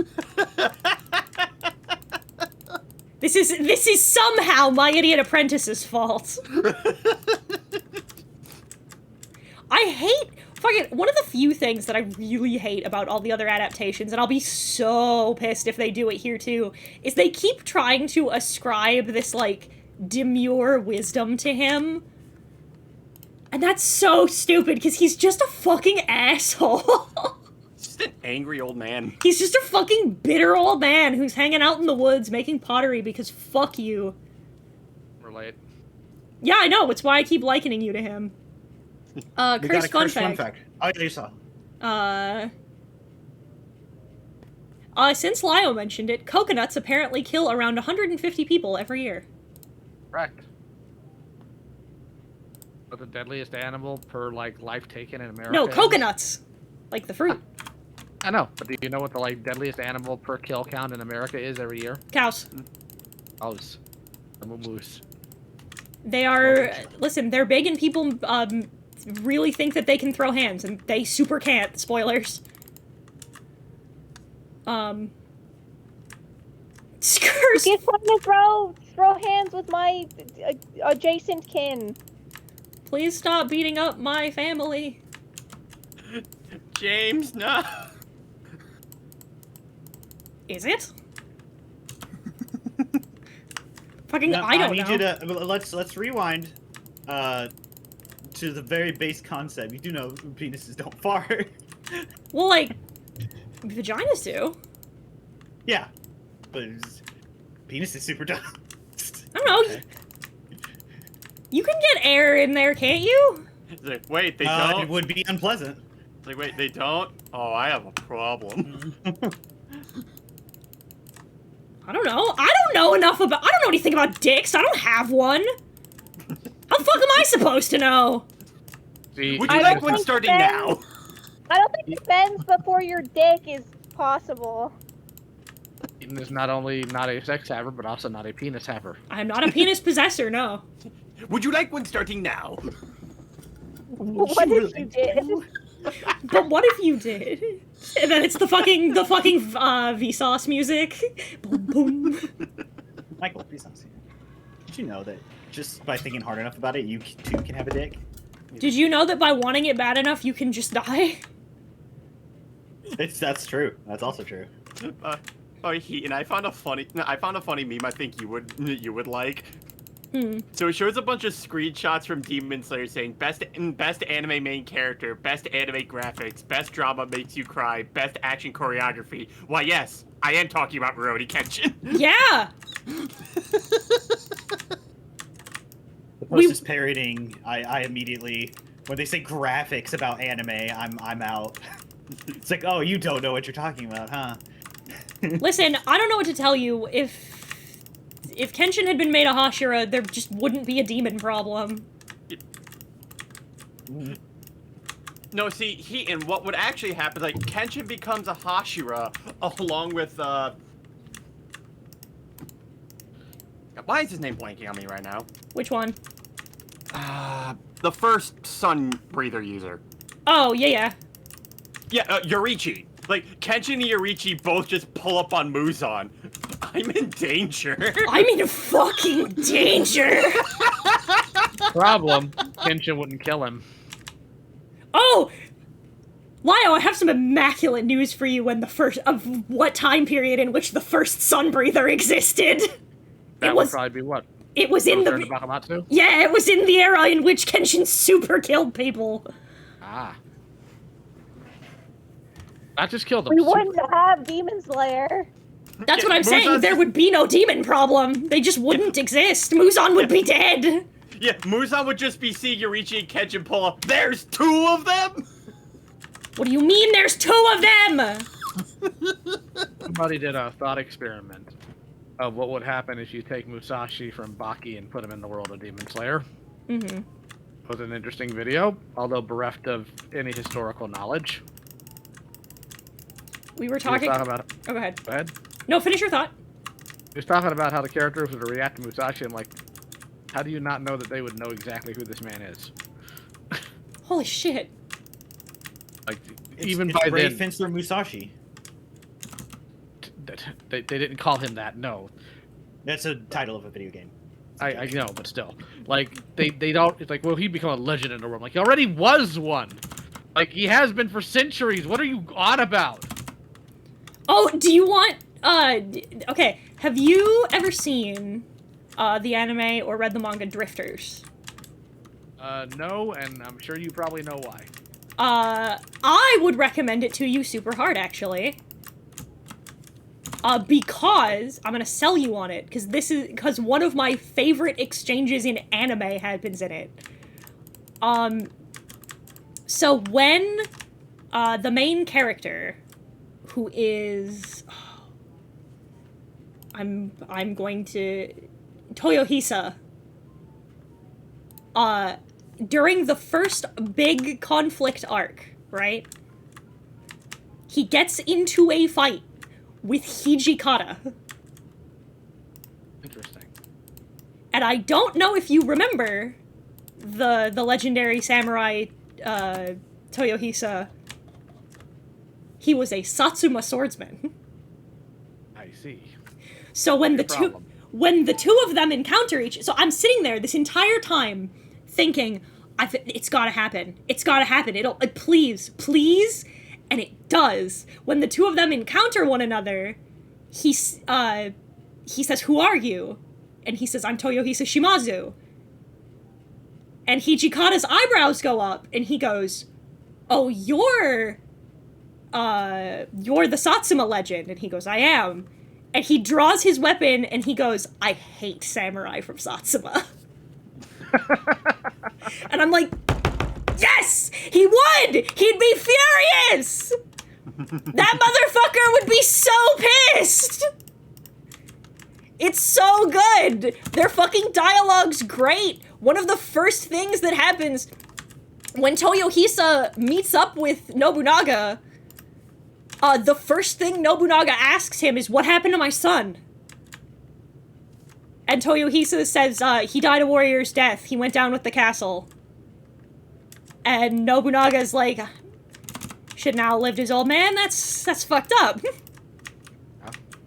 And then, when they fucking get to the elf village, and they're like, "We need them to rebel against the humans here, because we need their help," Nobunaga burns their crops. And they're like, "Why did you do that? They are on our side. Why did you do that?" And he turns and looks at them and he goes, "Because, men are the most desperate, are the strongest when they have nothing left to lose. It's when they're the most desperate." And he smiles and he goes, it sure motivated my people against me when the monks did it. I thought I'd give it a shot." Sounds about right for him. It's so good. Like, the reason I can't recommend it to you enough is because, like, is it perfectly historically accurate? Of fucking course not. But, like, Kota Hirano has put some thought into, because, like, another one is when Nobunaga meets Billy the Kid, and or when he meets Butch Cassidy and the Sundance Kid, the first thing he does is he bypasses the two of them and runs straight for the Gatling gun, and he's like, what the fuck is this? It's like, do you have any idea how easy my campaign would have been if I'd have just had this fucking baby? This thing's sexy! How many bullets does it fire? Fuck yeah! He did like him some firearms. He was stoked about it. You want to know one of his most favorite, or not most favorite, most famous quotes is? During that time period, of course, you had a lot of Westerners coming in to Japan to trade and all that. This is before, of course, the shogunate and therefore the expulsion. But he was talking to some missionaries, and he liked talking to them about their theology, but he responded to them one day saying, "You almost convinced me to be a Christian, but that single wife thing is what's got me stuck." God, imagine the alternate history where fucking the Demon King becomes... became fucking... born-again Christian. became a fucking Catholic. Christ. How different... Wouldn't change his position much. I was about to say how different Japan would have been. See, that's funny, that's the thing. Not the fact that they'd eat horses, because that's a no-no in Buddhism. None of that. I don't like the idea of not having multiple wives. It's like, you almost had me, but I like the bitches. Worked hard for my bitches. I think I'd like to keep them. Kenshin couldn't become a Hashira. The author kept forgetting their own rules on the Hashira. True. Oh, James says it is a thing and it happens when you remove a catheter. I suppose that's fair. Also, I was waiting for it. Also, Okay, I'm seeing another Kenshin meme, and I feel like it's a very inaccurate one considering the character they're using to describe it. When that one person tries to tell you how to play the game, and they show a picture of Sanosuke, Oh, that needs to be side out. Would never. Have you ever considered, there's just something very deeply funny as well about, like, we clown on the bit so much, but it's so wonderfully indicative of his character that he's like, no, I hate this man so much that I don't care what he said, I'm doing the opposite.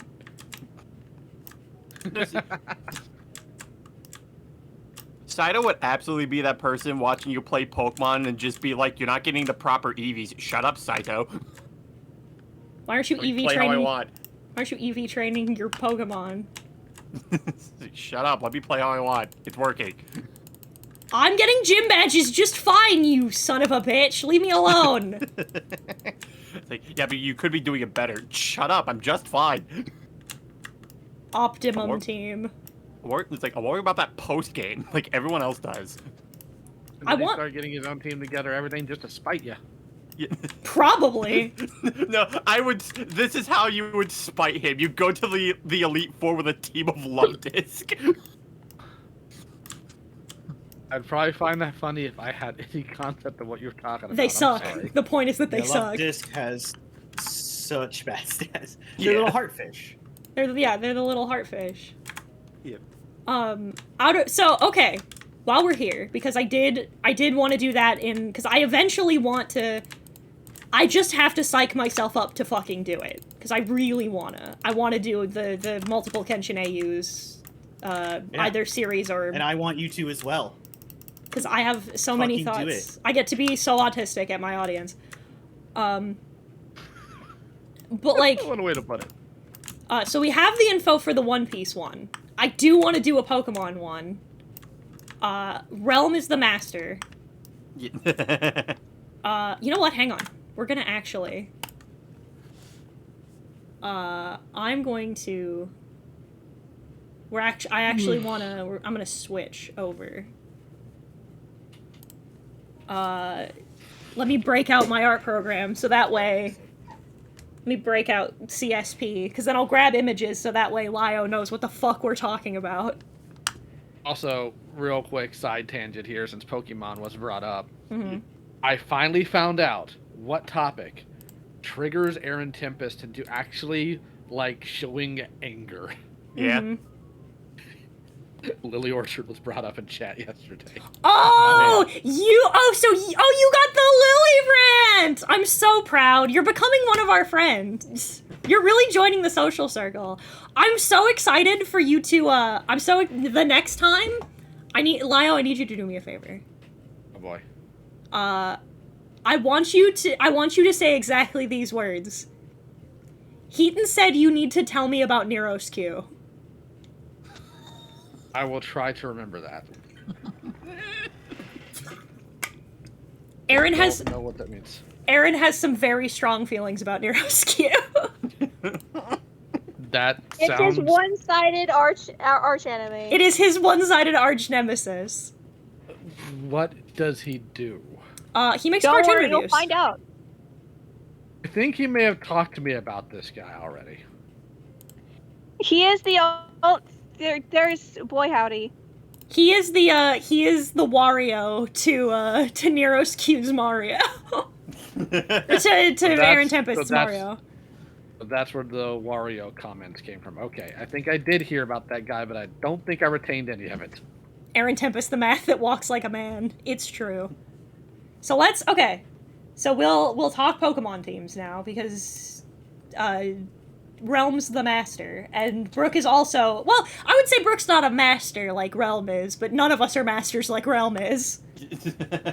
No. Realm's not a master. He just, when God made him, God was like, this man gets all of the shiny Pokemon, and that's his buff.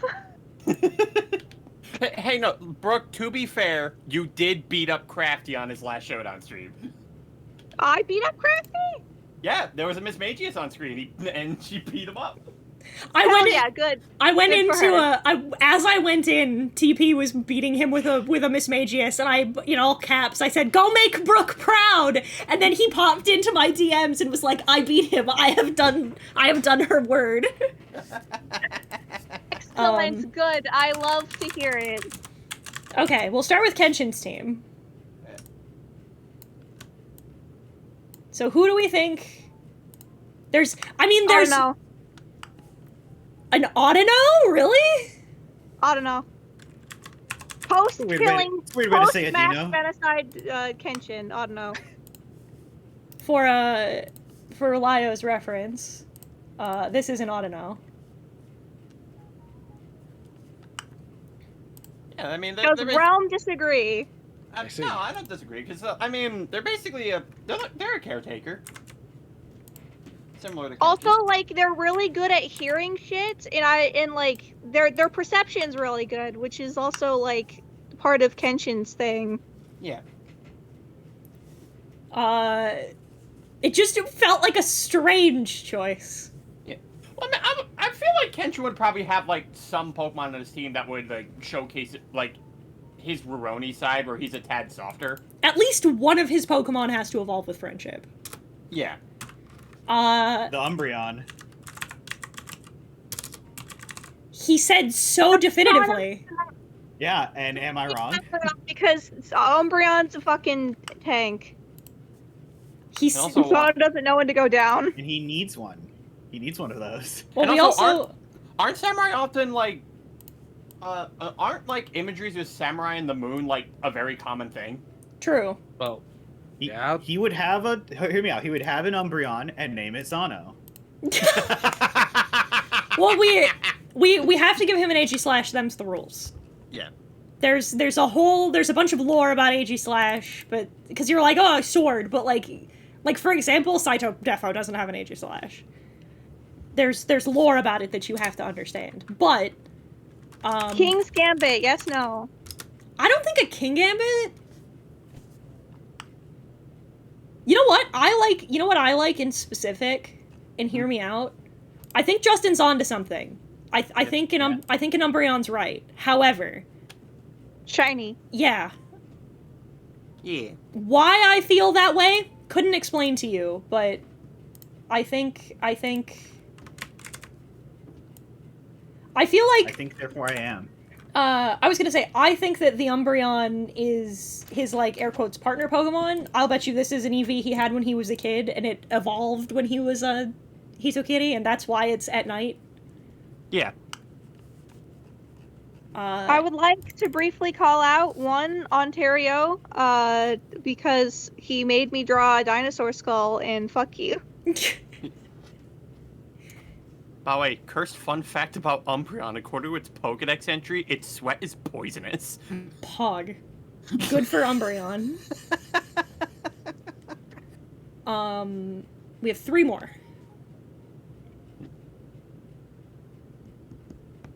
What do we So if think? not a King Gambit, what about B Sharp? B sharp, I think. I think B sharp. I think it's a B sharp at the start. I think by the end of Kyoto Arc, it evolves into a King Gambit. Yeah. This is our little man. This is a B sharp.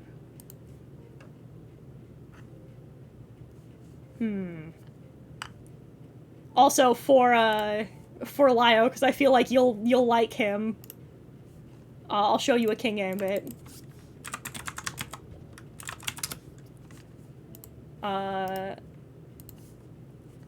This is what he evolves into. Is this man right here. Comes with his own chair. He does come with his own chair. He's sitting on his own hair. Hear me out? Absol. Yeah? Okay, I need to ask you a very important question. Are Absol legendary Pokemon? No. No. No. Are they They're just cool not? looking. No. No, they're just normal Pokemon. Did Pokemon gaslight you again with making you think this thing was a legendary? Yes! Fucking Constantly. Absol are Volcarona. Absol Volcarona. I'm so sure that they were legendaries. They're not? No. You can just get them in the wild. Last one. If you're allowing like more fanciful Pokemon, the paper Ultra Beast. Oh, Kartana. A Kartana? I don't know about that. I think Ultra Beasts are a little far. I feel like except for certain people we exclude legendaries. I feel like. Were you the type of person that thought Rotom was a legendary? Because I was as well. Yeah. It's a big hullabaloo about it.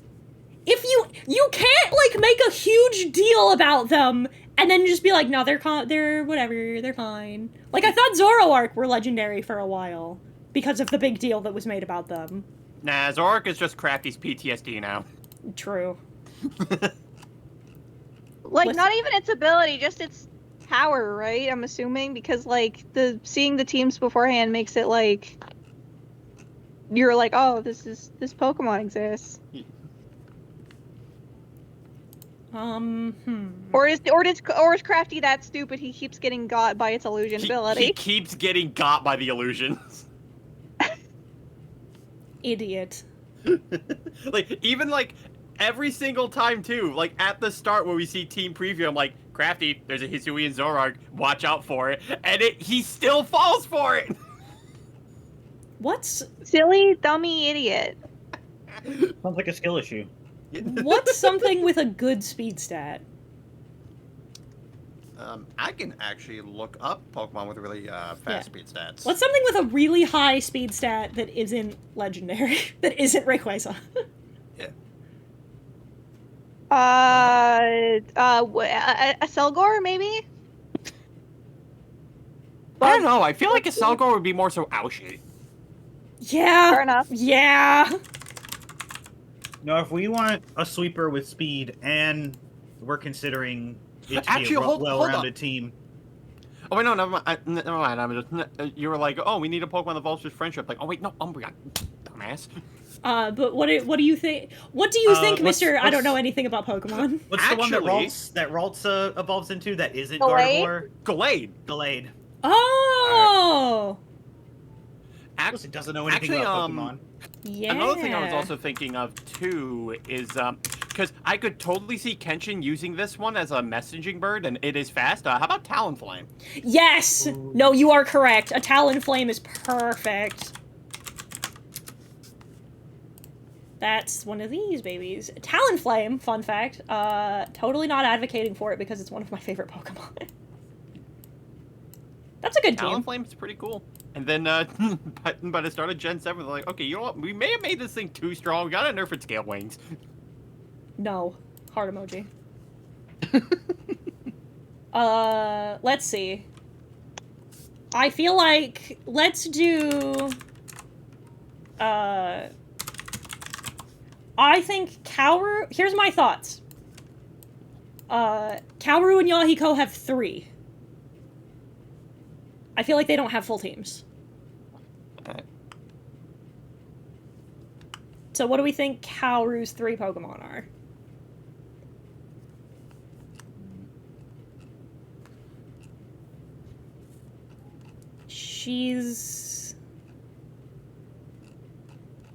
I feel like she has to have something... No! You know what? You know what Kaoru has? Kaoru has a fucking Tinkaton. Yeah, she's a menace. It's not the strongest, which I think I feel like it's attack stat being 70 is a fucking crime. Yeah, that's like the one thing holding it back. But hear me out. What a fucking these! What are these menaces to society? It's Susie Doodletones. I couldn't tell you why, but I'm getting like the Flabebe line. Yeah, I could see that. Did you give her a Florges? Yeah, I don't know about a Florges. I feel like some kind of flower style plant Pokemon would be good. Sunflora. No. No. She deserves Sunflora better than sucks. a Sunflora. The worst one.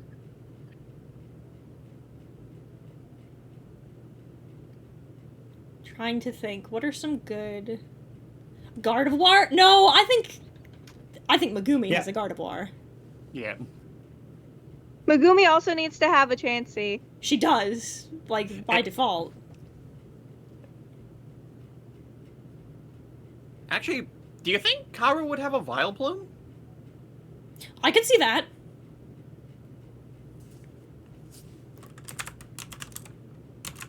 I like them. They're friendly little dudes. Rabombi, maybe? Yeah! I could totally see a Ryombi that,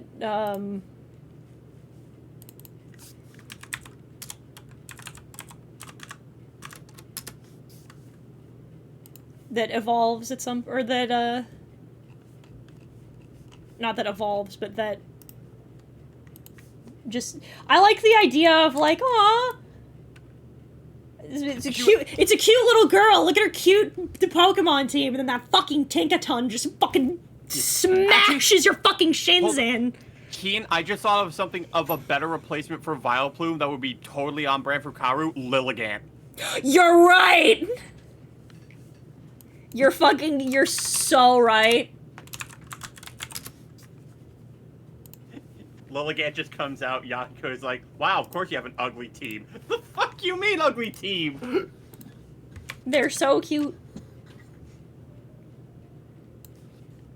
You ugly woman, stop calling me ugly. A cute team, unassuming. Then they destroy your fucking kneecaps. And then Tinkaton comes out. We'll do Yahiko's. I feel like they all have to be unevolved. Yeah. Kind of look at Gremlins. 1 Apom. Yes, correct. Apom, Nickit, and Impidimp, yeah, that's a good one. Alright, I'm gonna back up the fucking bus. Yeah. We cannot base his entire Pokemon team around the fact that he used to steal shit. We can't. Yeah, he gave up on that. We can't base the whole team around the fact that he used to be a pickpocket. We can't do this. This boy deserves better. You can't. Then Pawniard, then. I think, like... She wants to be like Kenshin, and Kenshin has a B-sharp. Pawniard. Little friend. Goodbye, Gojillian! Welcome! I'm glad that you came by! Feel free to come back anytime. not really related to Pokemon or anything, but Discotech just had a bunch of reveals today at Otakon. So here's what they got coming on the Blu-ray. Overman King Gainer, Okay. Cyber 6, Mm-hmm. Midnight Eye Goku, Mm-hmm. Prying Freeman, Mm-hmm. Lupin the Third, 7 Days Rhapsody, Ooh. Legend of the Fast Food Grifters, Mm-hmm. Chargeman Kin, which by the way is based on the original Video Masters, fascinating, Street Fighter 2, and Lady Georgie. I only know... All I know is Lupin and Street Fighter. Okay, Fenrir, there's only one problem with giving him Sobble.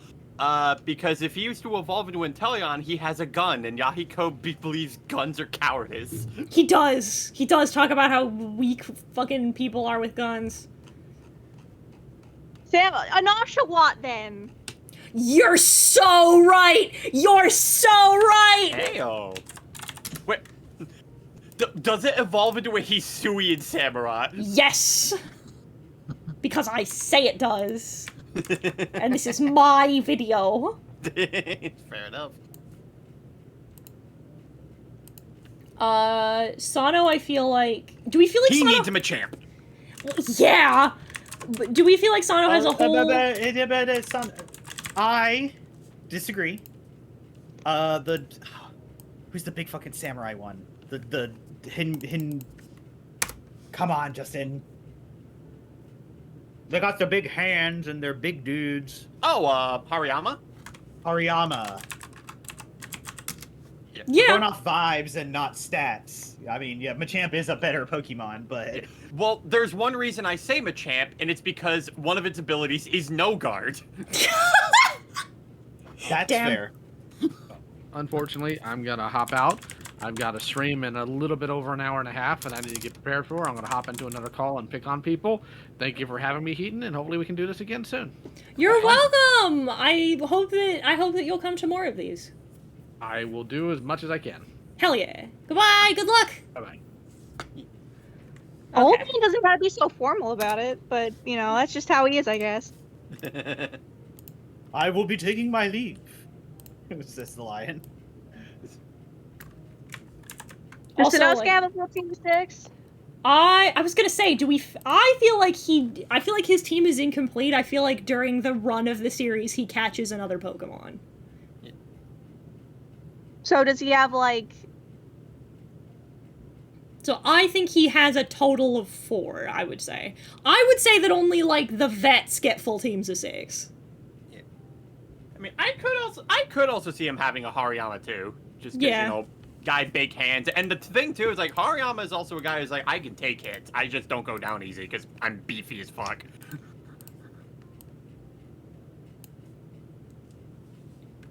Why not both? Yeah, why not both? Mm-hmm. ¿Por qué no los dos? And you know what? He would totally train his Machamp and his Hariyama to know the Futai no Kiwami. God! Let's just give. I was about to be like, what about rounding out? But this is Sano we're talking about. Yeah. So fucking, he would have a third fighting type because someone told him you can't monotype. It's like stupid. bitch watch me. Hitmonchan. Hitmonchan, yeah, feels... Or Annihilate's a good one. Yes! Annihilate for sure! TP. What are we doing? We're talking we're about... giving- We're giving Kenshin characters Pokemon. Yeah. Okay. We're on Sanosuke.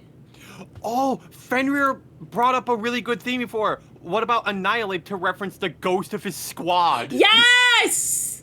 Ah! For Captain Sagara! Fuck yeah! I feel like he needs the one tiny Pokemon that's fucking annoying as shit. Just because it would be funny. Hear me out. Yep. Keeping the theme and being sad. What if he had a fucking phalanx? Oh. Yes.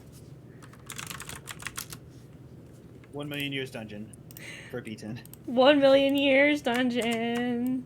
Look at that. He has a mono fighting type team. How very Sanosuke. Yeah. Let's... Saito just walks up and is like, you have too many fighting types on your team, and I'm gonna add 2 more of you. Shut the fuck up. And then he does. Yeah, Aoshi. Okay, so yeah, he gets the Excelgor. Yeah, he gets the Excelgor for sure. This is the man. Is this your man's? Yes. This is the man's. I love him, Your Honor. Yep. I also feel like he would totally have a Greninja. Probably.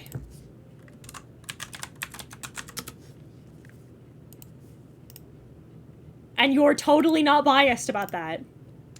I mean, there's a little bit of it in there, but it also just makes sense. No, yeah. Sano is the type to be like, isn't Greninja like the coolest one? You remember Ash's Greninja in the anime? Well, Aoshi's a ninja, so he needs ninja Pokemon. Oh wait, we're talking about Aoshi now? It would be the same. Yeah. A ninja or Shedinja, maybe? Oh, you mean like Ninjask? Ninjask or Shedinja? My Do you want the Pokemon one has that's... no do you want weaknesses. Wonder Guard, or do you want the one that looks like a ninja? Hmm. Do you want the dead one or the not dead one? Shedinja it is. The dead one, of course. And then he Terra Electrics and his Shedinja can no longer be touched. So Aoshi is a vet, so he gets a full team of 6. So we need 3 more. It's more bug on this team than I'd have thought. Zoroark is very good. That feels very in line with his vibes.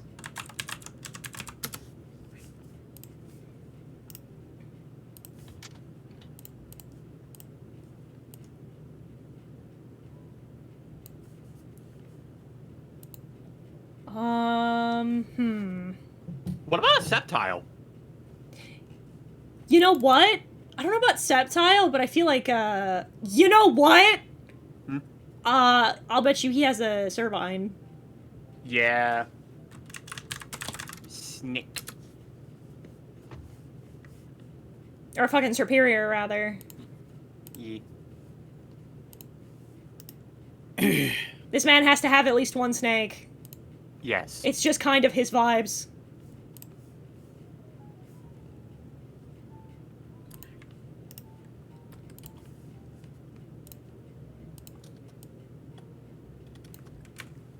One more.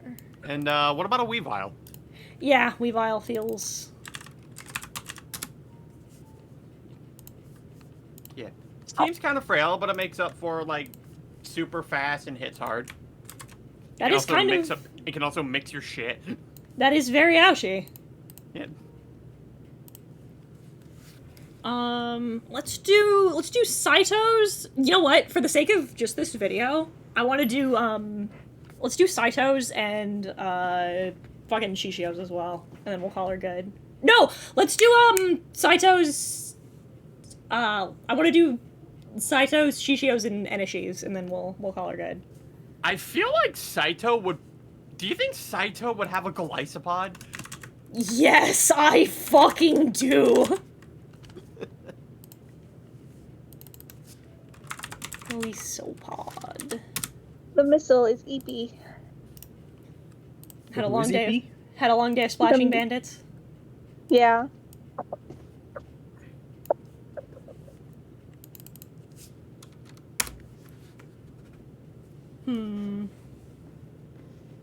What Pokemon are scary?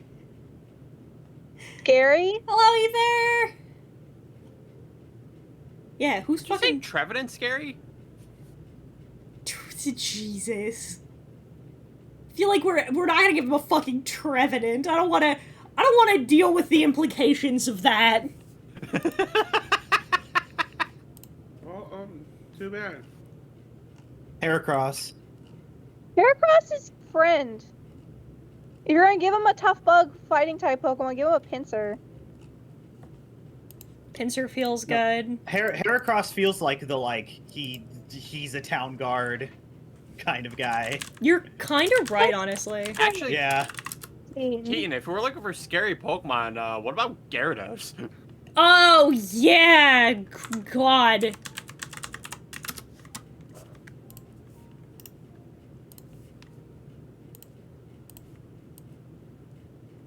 Now we're leaning into big scary water types. Oh, and maybe one of the Lichen rocks. Midnight Lichen Rock? Yep. Actually, I feel like Midnight Lichen Rock would be, like, better, because, like, he would be using that as, like, to just beat Sanosuke up because it's more defensive and all about countering. This is his partner Pokemon, we can confirm. Yeah. He needs a wolf, that's true, that's true. Yeah, he is the Wolf of Mibu.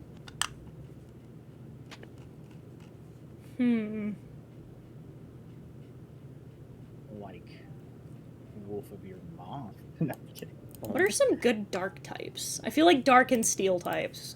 Maybe some poisons here and there. I'll look at some dark type Pokemon. This conversation is reminding me of Pokemon Conquest. Good, it should. Would he have a Dust Noir? Maybe? It's like I'm thinking either That's that or... feels spooky. No! Drapion! Yes! Yeah.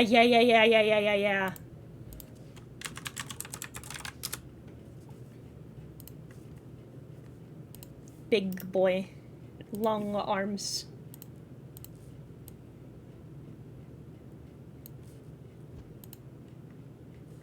I'm looking at fucking dark types.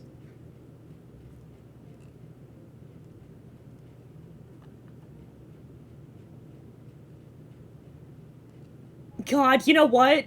Looking at this fucking list, Yeah. I can absolutely see him having a fucking Hydreigon. Yes. Also, looking at the trend we're following, oh no, he already has a poison type. I was gonna say Nidoking.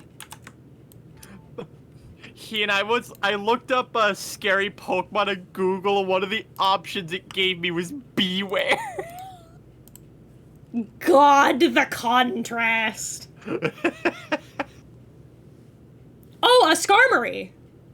Daedalus. Yeah, suggests. Skarmory would be cool. Skarmory is a good one, actually. I think that makes... Or Corviknight. I feel more Skarmory. Yeah, I feel like he has Gotcha. a Skarmory. It's more his vibes. Alright, who's ready for the Mono Fire Team? Yeah, okay, so if we're doing Shishio, Houndoom. Yeah, Fire burns forever. who's ready for our Mono Fire Team? Yeah, he was like, Houndoom is literally a Hellhound. In fact, you know what? More specifically, Mega Houndoom. Yeah, can Mega Evolve for sure. And then, yeah, TP mentioned Cerulege. Cerulege is good.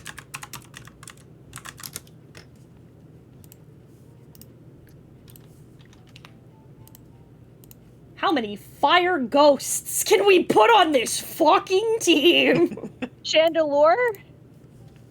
We're gonna give him Wombu? He doesn't deserve Wombu. He gets Wombu. He gets Wombu. Do you think he'd have an Infernape?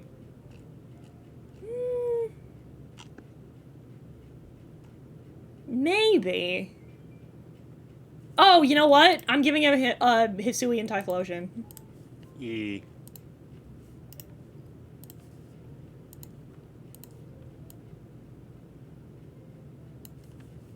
Listen, Go I villain. Scope villain!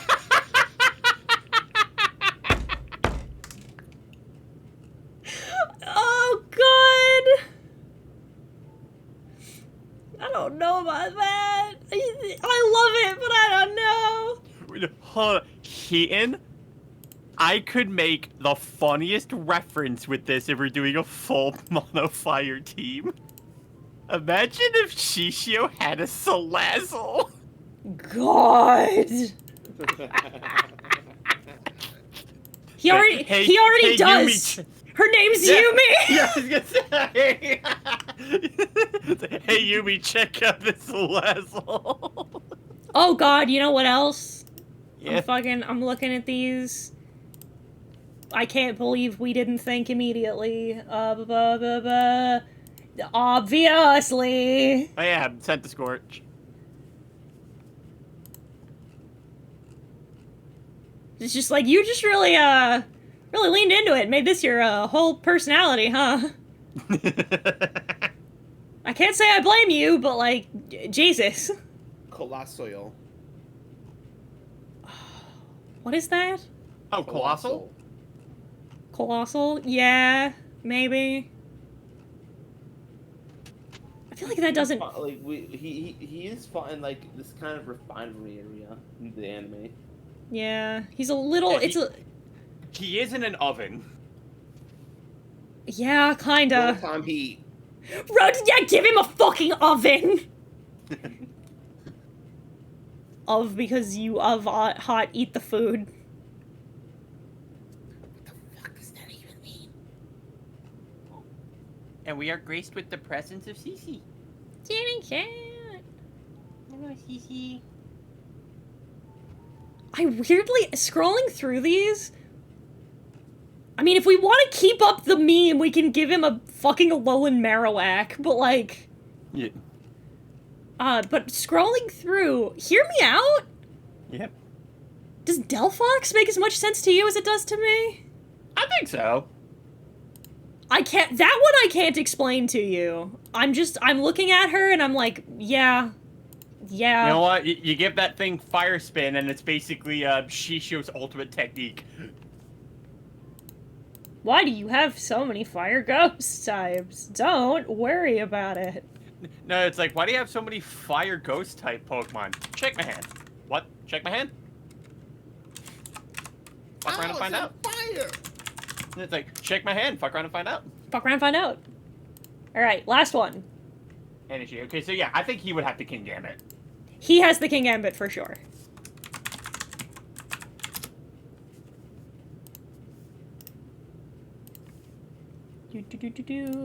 Bengus. And also, I feel like in a way he would also have Pokemon specifically to counter Kenshin. I feel like counterpicking is one thing. I feel like this is a team of Darksteel and Poison. This is a fucking villain team. Yeah. This is a rushdown. That is his shit. Houndoom is Shishio's ace because of his ultimate and technique. Then, you know what? In that case, oh, yeah. give him a Sneasler. Yeah, you are correct.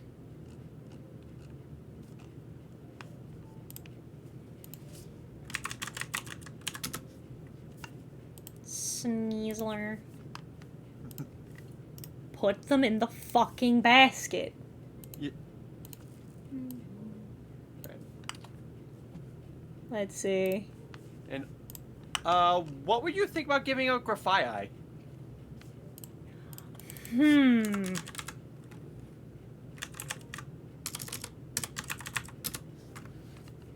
Yeah, I can see it. I can see the vision here.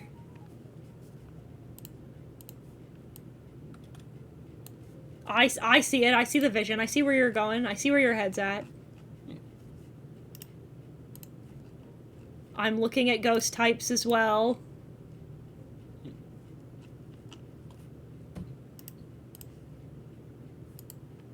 Let me see here.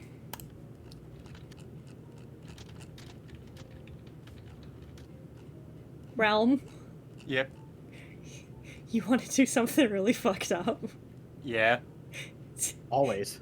Do you want to give him a Frostlass? Ah! Do you want to do something really fucked up and give him a Frostlass? You know what? Do it. No balls. I was looking at ghost types and I'm like, oh, that... Those of you who are anime onlys aren't gonna know what the fuck this shit's about. But that's fucked up. That's fucking dark-sided. No, it's fine. No, of course. Right. Yeah, of course, right? Listen. If you know, you know. If you know, you know. It's the only ghost on his team, for sure. No, it's fine. No, it's fine, you know? Dying in winters, you know, it's fucking fine. It's a good thing it doesn't snow very often in Tokyo, anyway. It's like, so, did you nickname your Frostlass? Yes.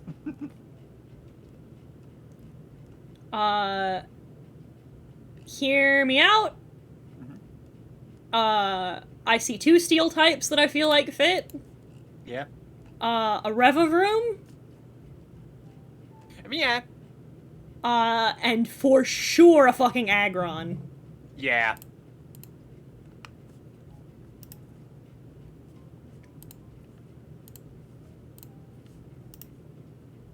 The Revavroom, it feels like... Just given what we know, and then I feel like we round that team out with an Aggron, and I feel like that's it. Yeah. So what would you give for Seiju Hiko's team? Hold on, let me see the OU list. What's on OU? The overused list. No, I mean, like, what, like, looking at what's, no, you know what? You're not thinking high enough. What's banned? Oh, yeah, Ubers. Yeah, what's banned? Let me check the Uber. Let me check Ubers. Iron Bundle. Iron Bundle. So fucking good. Oh, he for sure has something like a fucking Slitherwing, like something from the deep past. Oh yeah, Fluttermane. Oh yeah! Because, if we're gonna keep with Ubers, Fluttermane's Ubers.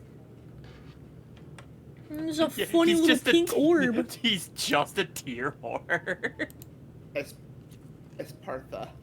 Espatha. Yeah. Fucking Espathra. Christ. Volcarona's in Ubers. Yeah. Palafin.